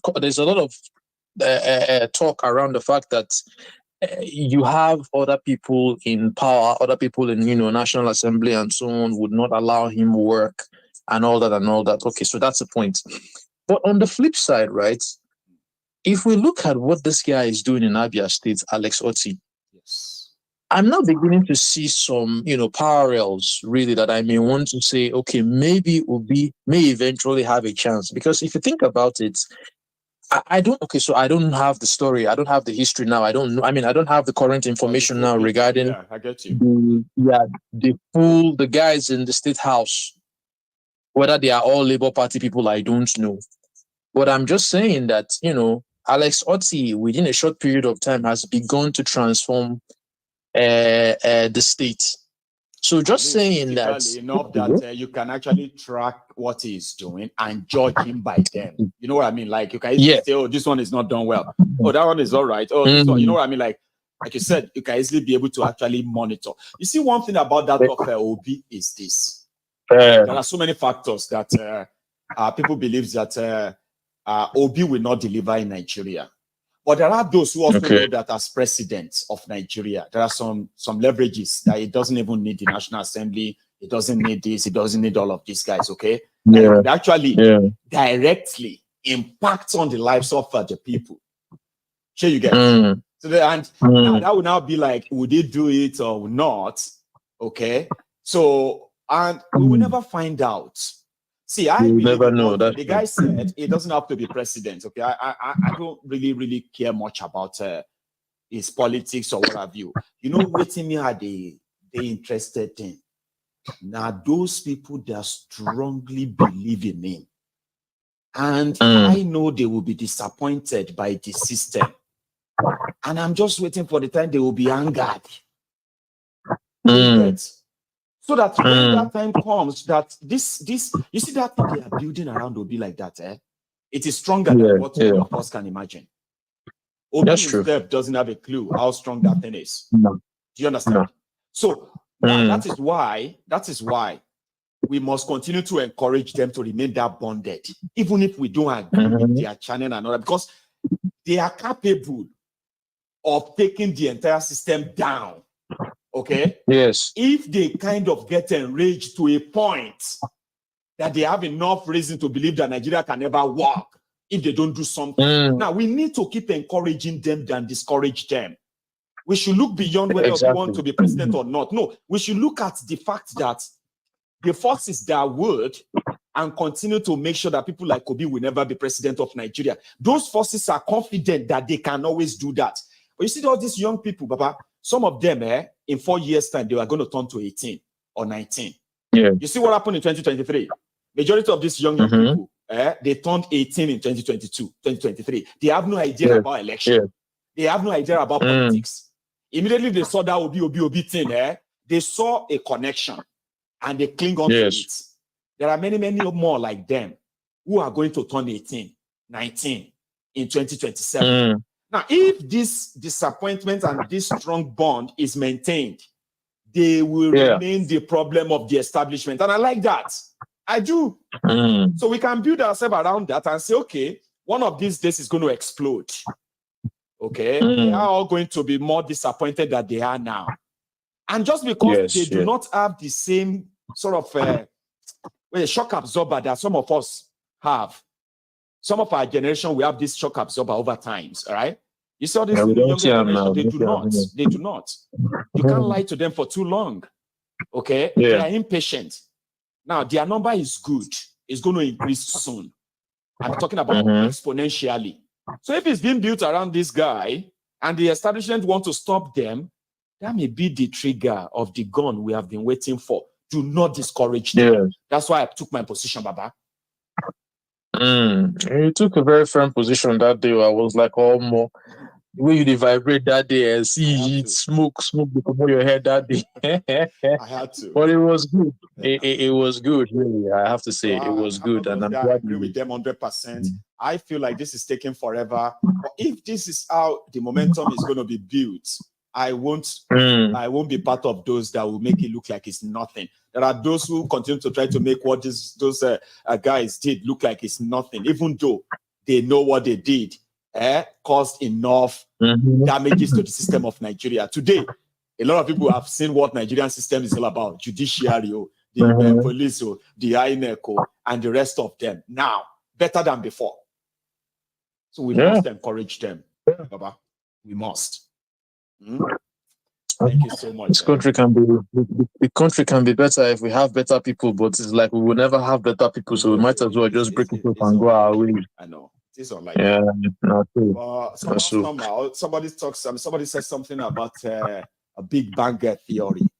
You know that Big Bang theory where they said it's the creation of the universe or something, right? So like that. Some creatures just like some people believe that the Big Bang theory of Nigeria, this time bomb that we have been talking about. Usually, we were talking about keg of gunpowder. We say, "Oh, Nigeria is sitting on a keg of gunpowder." Oh, he's sitting on a keg of gunpowder. Nigeria is currently jumping and playing, jumping. I am jumping on a time bomb. It's no longer gunpowder. You get that now? Yeah. So one of these days, right, we do jumping. I am jumping, and boom! All of us will not be too surprised. I won't. Yeah, it will happen. So thank you so much. I'll take one more before I go and get out of here. Thanks a lot. Thanks so much for that. Have a good one. And you too. Take care. Cheers, man. So that was a very nice one there from my caller from it didn't even tell me where. I didn't ask. Anyway, that was a good one. Okay, here is another caller. Hello there. Hello, Maiyegun. Baba. How you doing? I just did. Oh, Baba, I can't complain. I know you should not. You are doing a good job. Thanks so much, Baba. Yeah. Why is your morning or afternoon? Well, but you know we are at the same time now. Yeah, but a lot must have happened today already, because obviously. So it's good to hear from you again, Baba. Yeah. So the last time I spoke when we talked about the refinery, you remember me? I do. I remember you. Yeah. And I think it was an extensive convo at the time too, but you are again. Because the same Niger now, with what I started with this afternoon, okay? They are kind of enjoying their voodoo economy as we speak. Last time it was refinery. Today is about the Naira. You've heard the news, about right? the Naira. That's a fire brigade approach. They're bringing money to. How long is it gonna take? How long is it gonna take? They just that they are pursuing the shadows while the substance are left behind to roam the streets. Well, we cannot end. We cannot stop talking about Nigeria's problem. But I've been thinking where this problem actually has emanated from. Because like we're talking to the other speaker, we keep on talking, and there seems to be nothing that is happening. But there are some fundamental aspects that is really derailing. If you look at the Senegal issue, what happened in Senegal was about being played during the Obasanjo time, the third term agenda and all those stuff. And the Senegalese came up with one voice, and the judicial system, regulatory body, were able to put a stop to what the executive wanted to do. And the religious leaders and the traditional rulers were all speaking from our voice because we were all cornered and they were all speaking from our voice. That's right. That it should not happen. Now, we pay this. Let us go to our place, Nigeria. I think there are so many institutions that have outlived their usefulness. In those days, when things were not just right, all what you need to put it right is to go to the palace and see the Oba or see whoever is traditional ruler, and the truth in front of the deity, in whatever they believe on, will be spoken and everything will put to rest. So when anybody that is assigned responsibility in the community, if it's faltering, is that still traditional tool that we speak and that person will retrace his step and do the needful? Now, I can tell you authoritatively that all these problems we are having, if as much as the youth came out to have a change in Nigeria, as long as the traditional rulers, the religious leaders, the institutions we used to revere, they were not in accordance with what the youth wanted, it was never going to work. Understand me?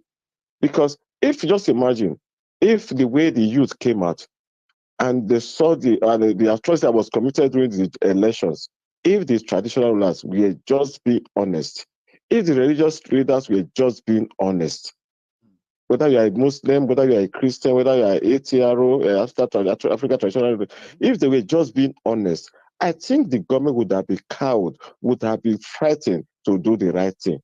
Now, when you see all the traditional rulers, they only have one flight. They only have one flight in a year or two flights, and all their flights in the year all goes to Abuja for one contract. From one contract to the other. So no traditional ruler wants to speak the truth. Speak the truth, and so that they don't see them in bad light. So that they still get the contract they want to get. If you speak the truth that comes out wrongly, you will lose your privilege. The privilege. With what it is in Nigeria today, nobody wants to really lose that privilege. That's why they will just where is it? Okay, where is the respect? Where is the respect for the traditionals too? None. If now they have to buy or sell their integrity for just peanuts. So what do we do? What do we do? Are we talking about look up to? Who do we look up to? Those who are supposed to be our we go to the other aspect of religion. which is a passion now for Nigerians. Everywhere is church, everywhere is mosque, everywhere is a babalawo. For solutions. Solutions Out of this hardship, out of this now, problem. Now you see the Christian, the GOs and all this. The first thing they do or any new government is to go to Abuja and pledge loyalty. To go congratulate them. Go to congratulate. Pray for them. I pray for you. To pray for them. Successful. Nigeria will be great under you. Come on, man. So if these things had been put right, I mean, somebody will not fear God for kindness. Go fear for if you go fear God for what God will do. But nothing. Now where do we go to? Now, if we cannot put right this traditional religious maladies, we cannot get it. I'm saying the truth. We don't need to fight.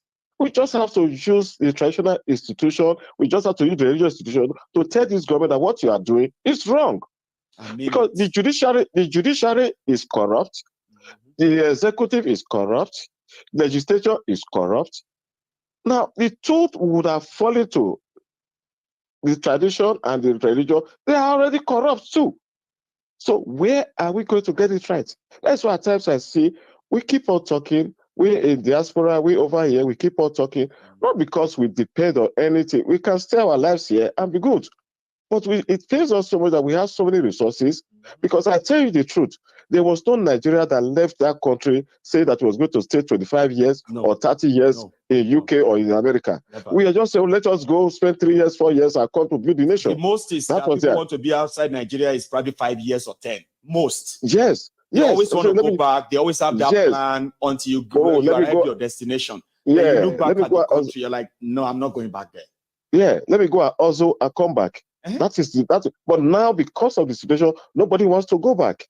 No. Nobody wants to go back. But when we over here are saying these things, people feel, oh, but it's painful. It is. It's really painful. And it is so draining too. It drains life out of us. Yes. It's like change of plan in most cases and say, well, you know what? This wasn't my plan.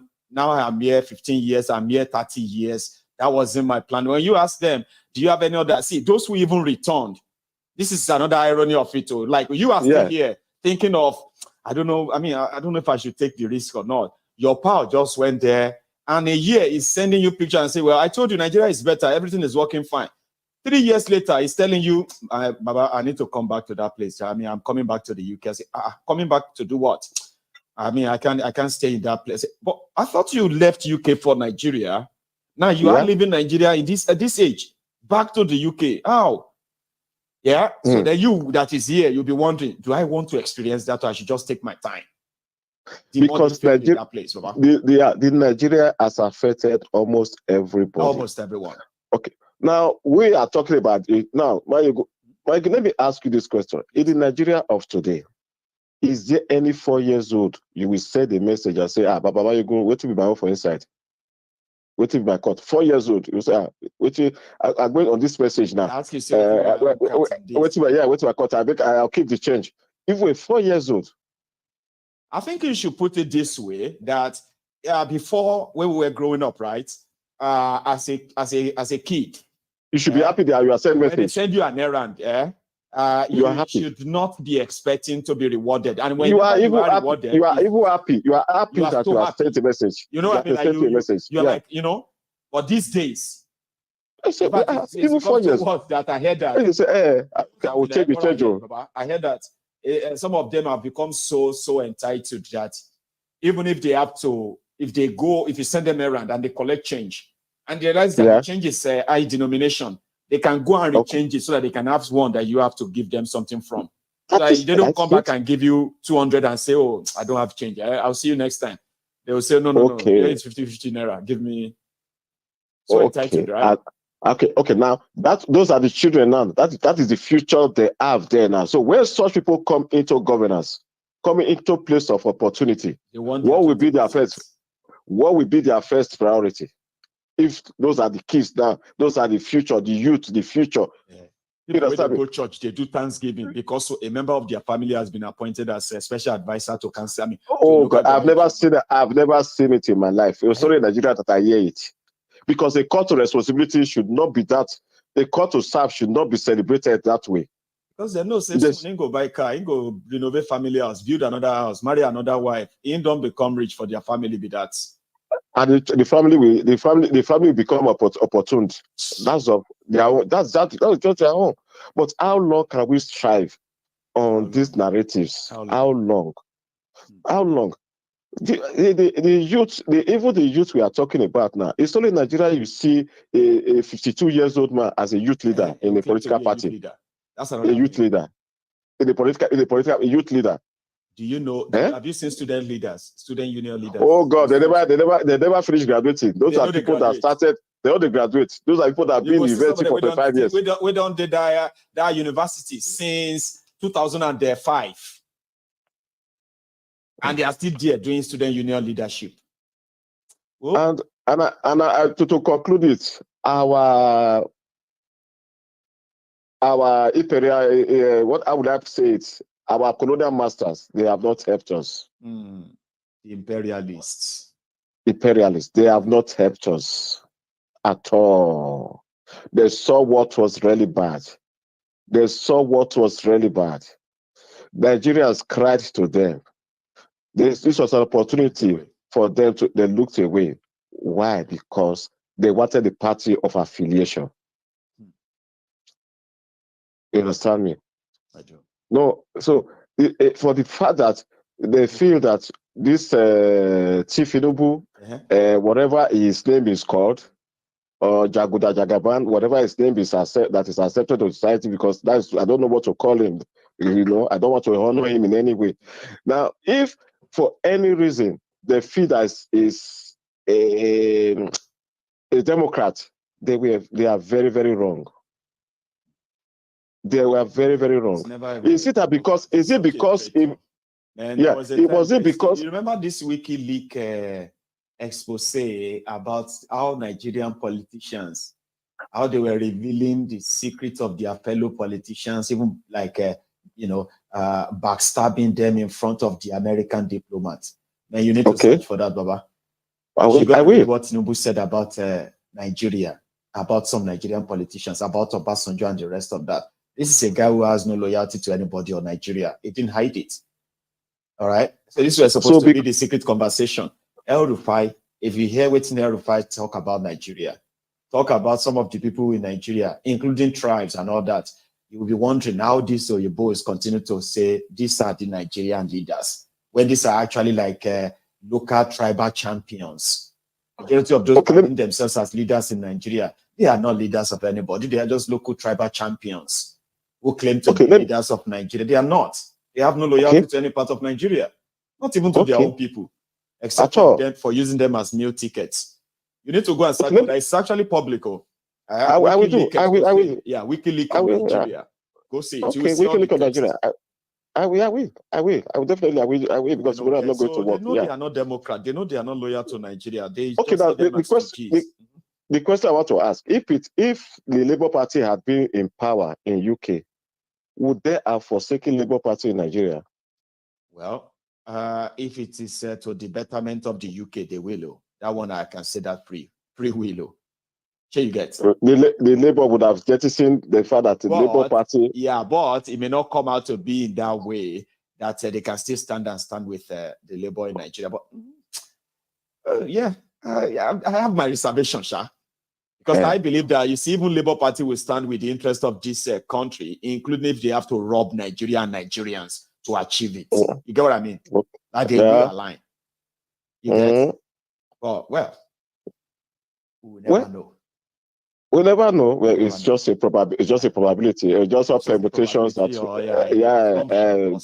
assumptions that came about because of the exigencies of the day. That Nigeria is what it is. If Nigeria was a functioning state, probably would not have gone that far to reason that way.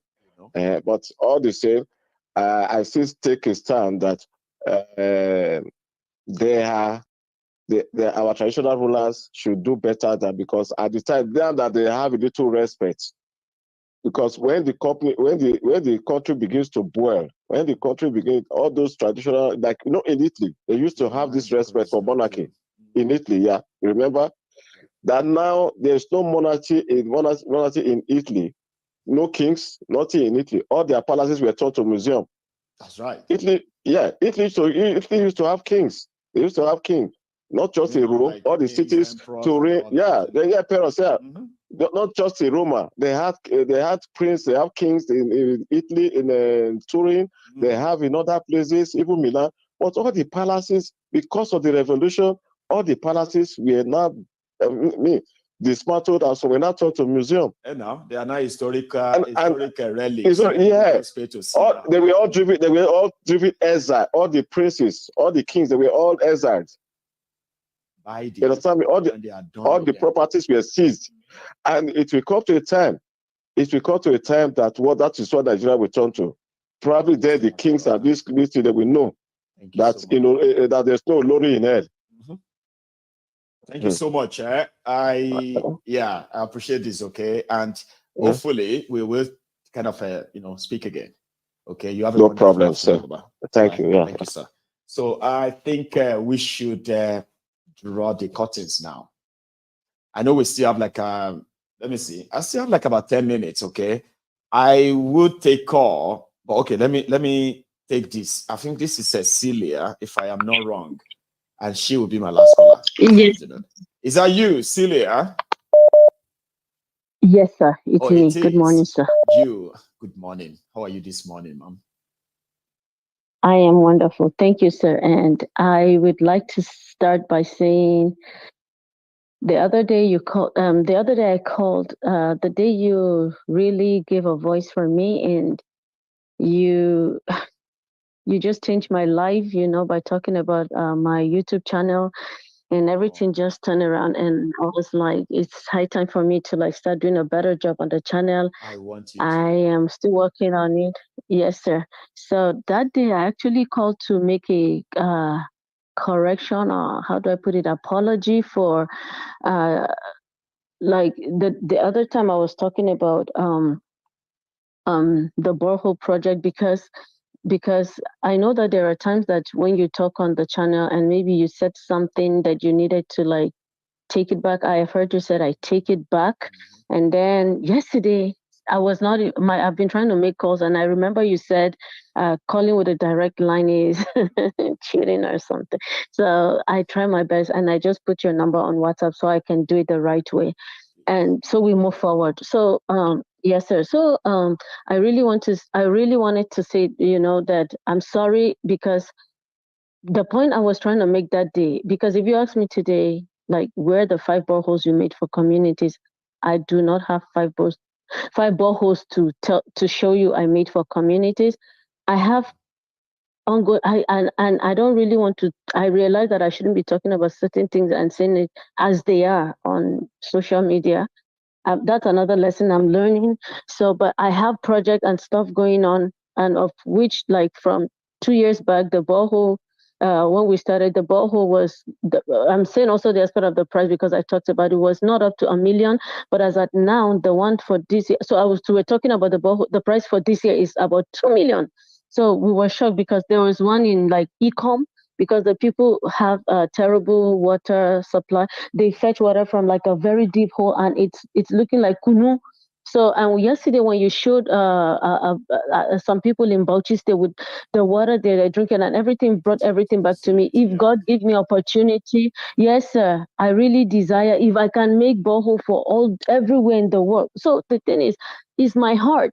That's what I'm trying to say. And I wanted to just challenge the government. If they're putting, as part of the bill or whatever, they're putting certain amount of money for borehole. Borehole is something that a person like me and you can do. That's right. Why don't they talk about security and bigger things that me and you cannot easily take care of for the country? So that's what I was trying to say. I can make 5 boreholes for the country. So that was what I was trying to say. I'm not saying I have made 5 boreholes. Yes, I have different things doing, but I don't have to somebody get you wrong. Yes.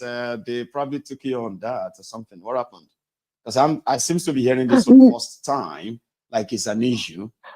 Is it an issue? No, I'm the one that is feeling. No, I'm the one that is feeling as if I said I made 5 boreholes. So I need to Celia, make it clear. Come. Let me tell you something, Celia.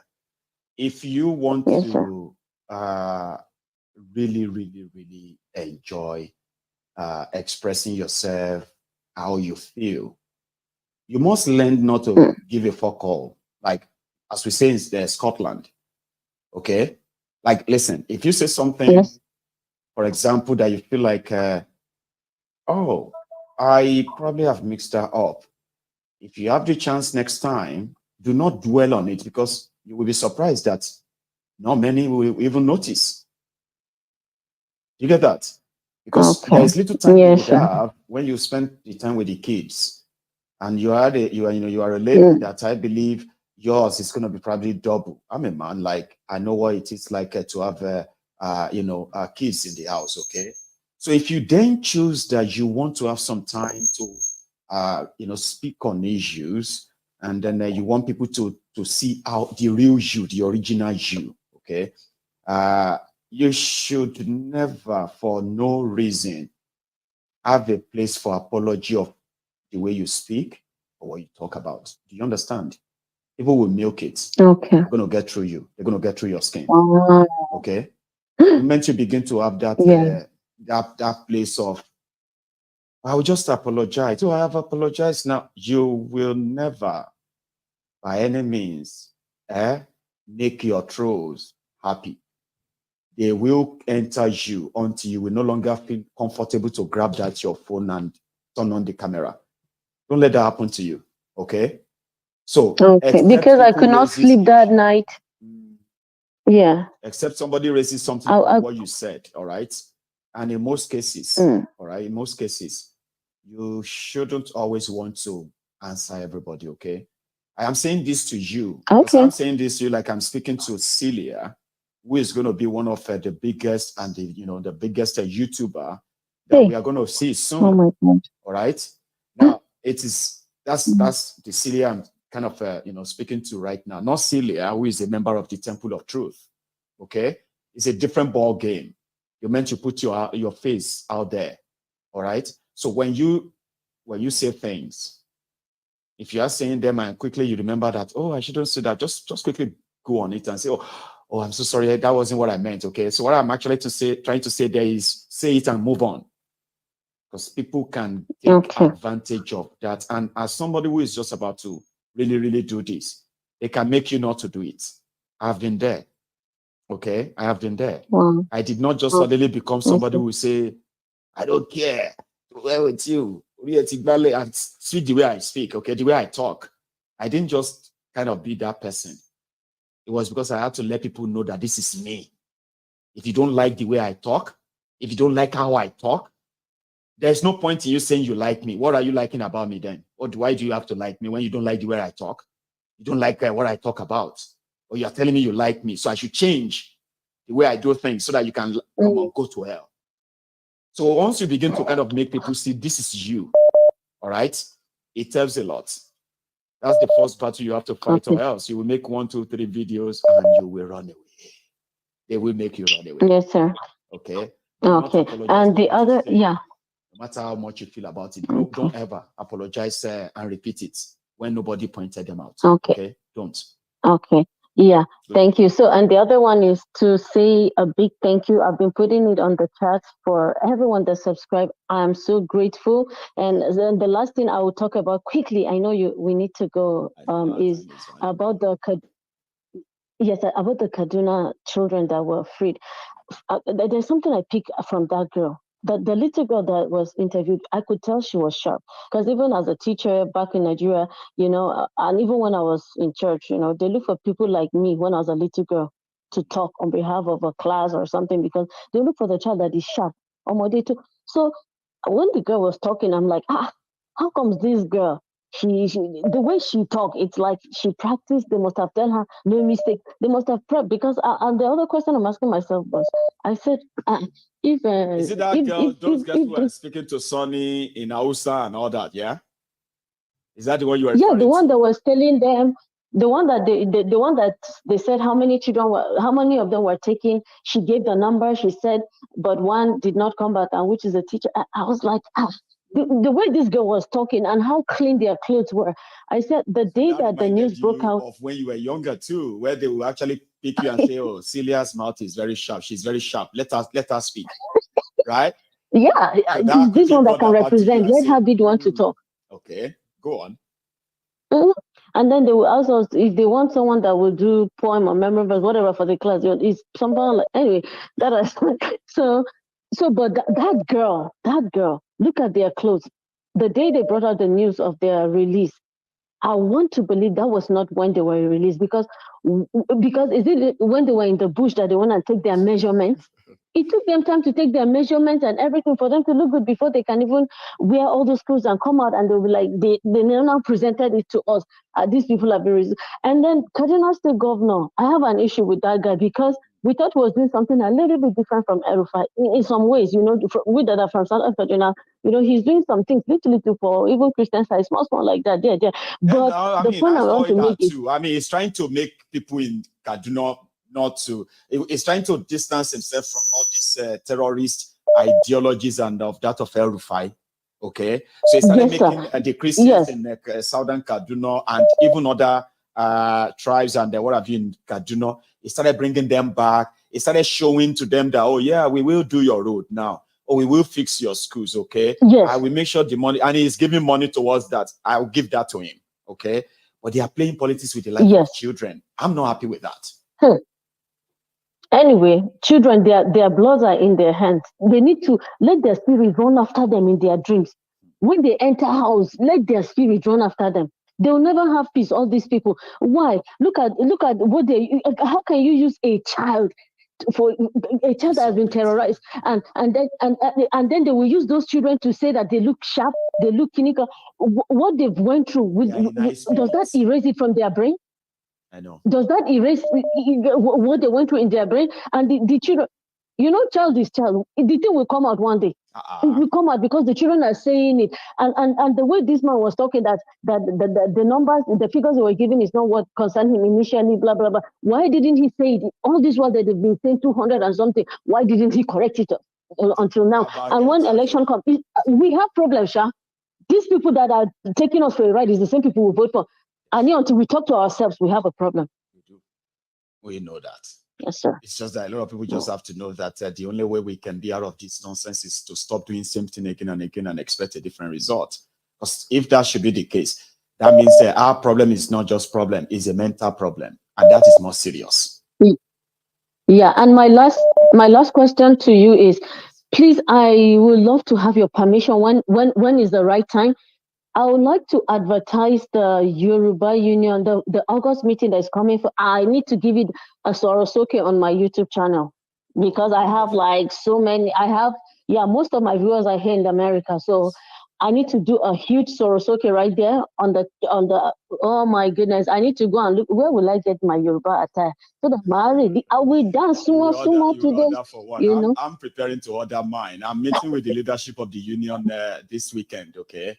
And from there, we are going to discuss more about the conference. And from there as well, before the end of this month, right? Or from the beginning of April, we'll begin to release information about that, because we are going to do it, and it's going to be in August. Okay, so that means you're giving permission when it's time. I can also talk about it and put it out there on my Facebook and every. Yes. Yes, sir. Okay. And we are also going to produce Thank you very much. all of the materials, okay, to promote that as well. For everybody who is interested, they can always have all those materials sent to them. And yes, we're all going to. Okay, I'm really grateful. Okay. Okay, I like your tripod stand. It's blue and beautiful. I don't know where mine is. I will soon get it. It's beautiful. I love it. Thank you very much for all you do for everyone. Thank you, sir. Hey, Celia, okay? Yes, sir. All right, bye-bye. Thank you. Now, that's it, Celia, there, ladies and gentlemen. We are going to call it a day now. Then we are going to come back later. Have you seen the new or latest from Werewike? Werewike don't start with Odilizo. Remember Mary Odili? Peter Odili's wife, the former Supreme Court Justice, the injustice Mary Odili. If I say don't pass between them and Werewike. Werewike don't throw jibes now. I've got something on that for you later tonight. So thank you so much, everyone, for your time. We are going to see you later. All right. As usual, let's take it easy. And good afternoon to all of us.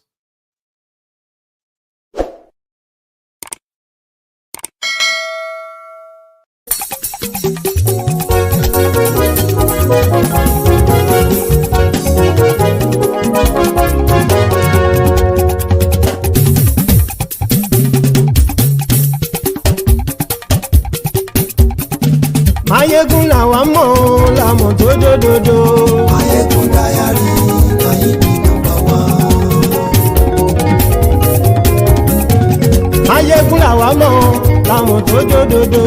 Maiyegun diary Naira number one. Maiyegun ti dé o ọ̀rẹ́ ara ìlú. Maiyegun diary Naira number one. Lórí Facebook lórí YouTube. Maiyegun diary Naira number one. Gbogbo bó ṣe ń lọ ni Maiyegun já wa sí. Maiyegun diary Naira number one. Àṣírí ọ̀jẹ̀lú kì í bò níbẹ̀ o. Maiyegun diary Naira number one. Bó bá ṣe eré àní Maiyegun máa wí. Maiyegun diary Naira number one. Ó sì tún ṣe eré wàá gbọ́ níbẹ̀ o. Maiyegun diary Naira number one. Maiyegun diary politico. Maiyegun diary Naira number one. Godfatherism kò sí lọ́rọ̀ Maiyegun. Maiyegun diary Naira number one. Ẹ farabalẹ̀ sẹ́ o kẹgbọ́rọ̀ lẹ́nu o. Maiyegun diary Naira number one. Àní Maiyegun làwa mọ̀ tó dòdòdò. Maiyegun diary Naira number one.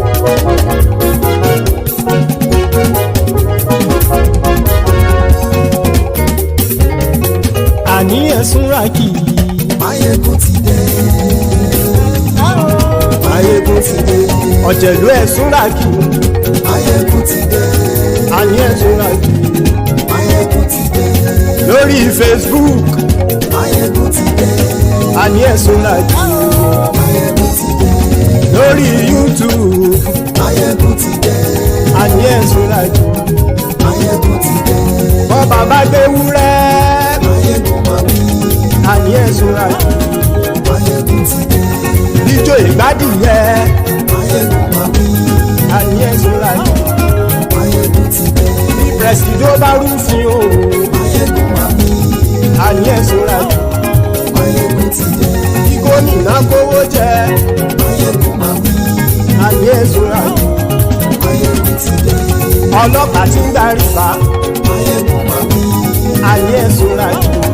Maiyegun ti dé. Aṣòfin tí ń rúfin o. Maiyegun máa wí. Àní ẹ̀sùn ràkì. Maiyegun ti dé. Òpùrọ́ olóṣèlú. Maiyegun máa wí. Àní ẹ̀sùn ràkì. Maiyegun ti dé. Ọ̀jẹ̀lú ẹ̀sùn ràkì. Maiyegun ti dé. Àní ẹ̀sùn ràkì. Maiyegun ti dé.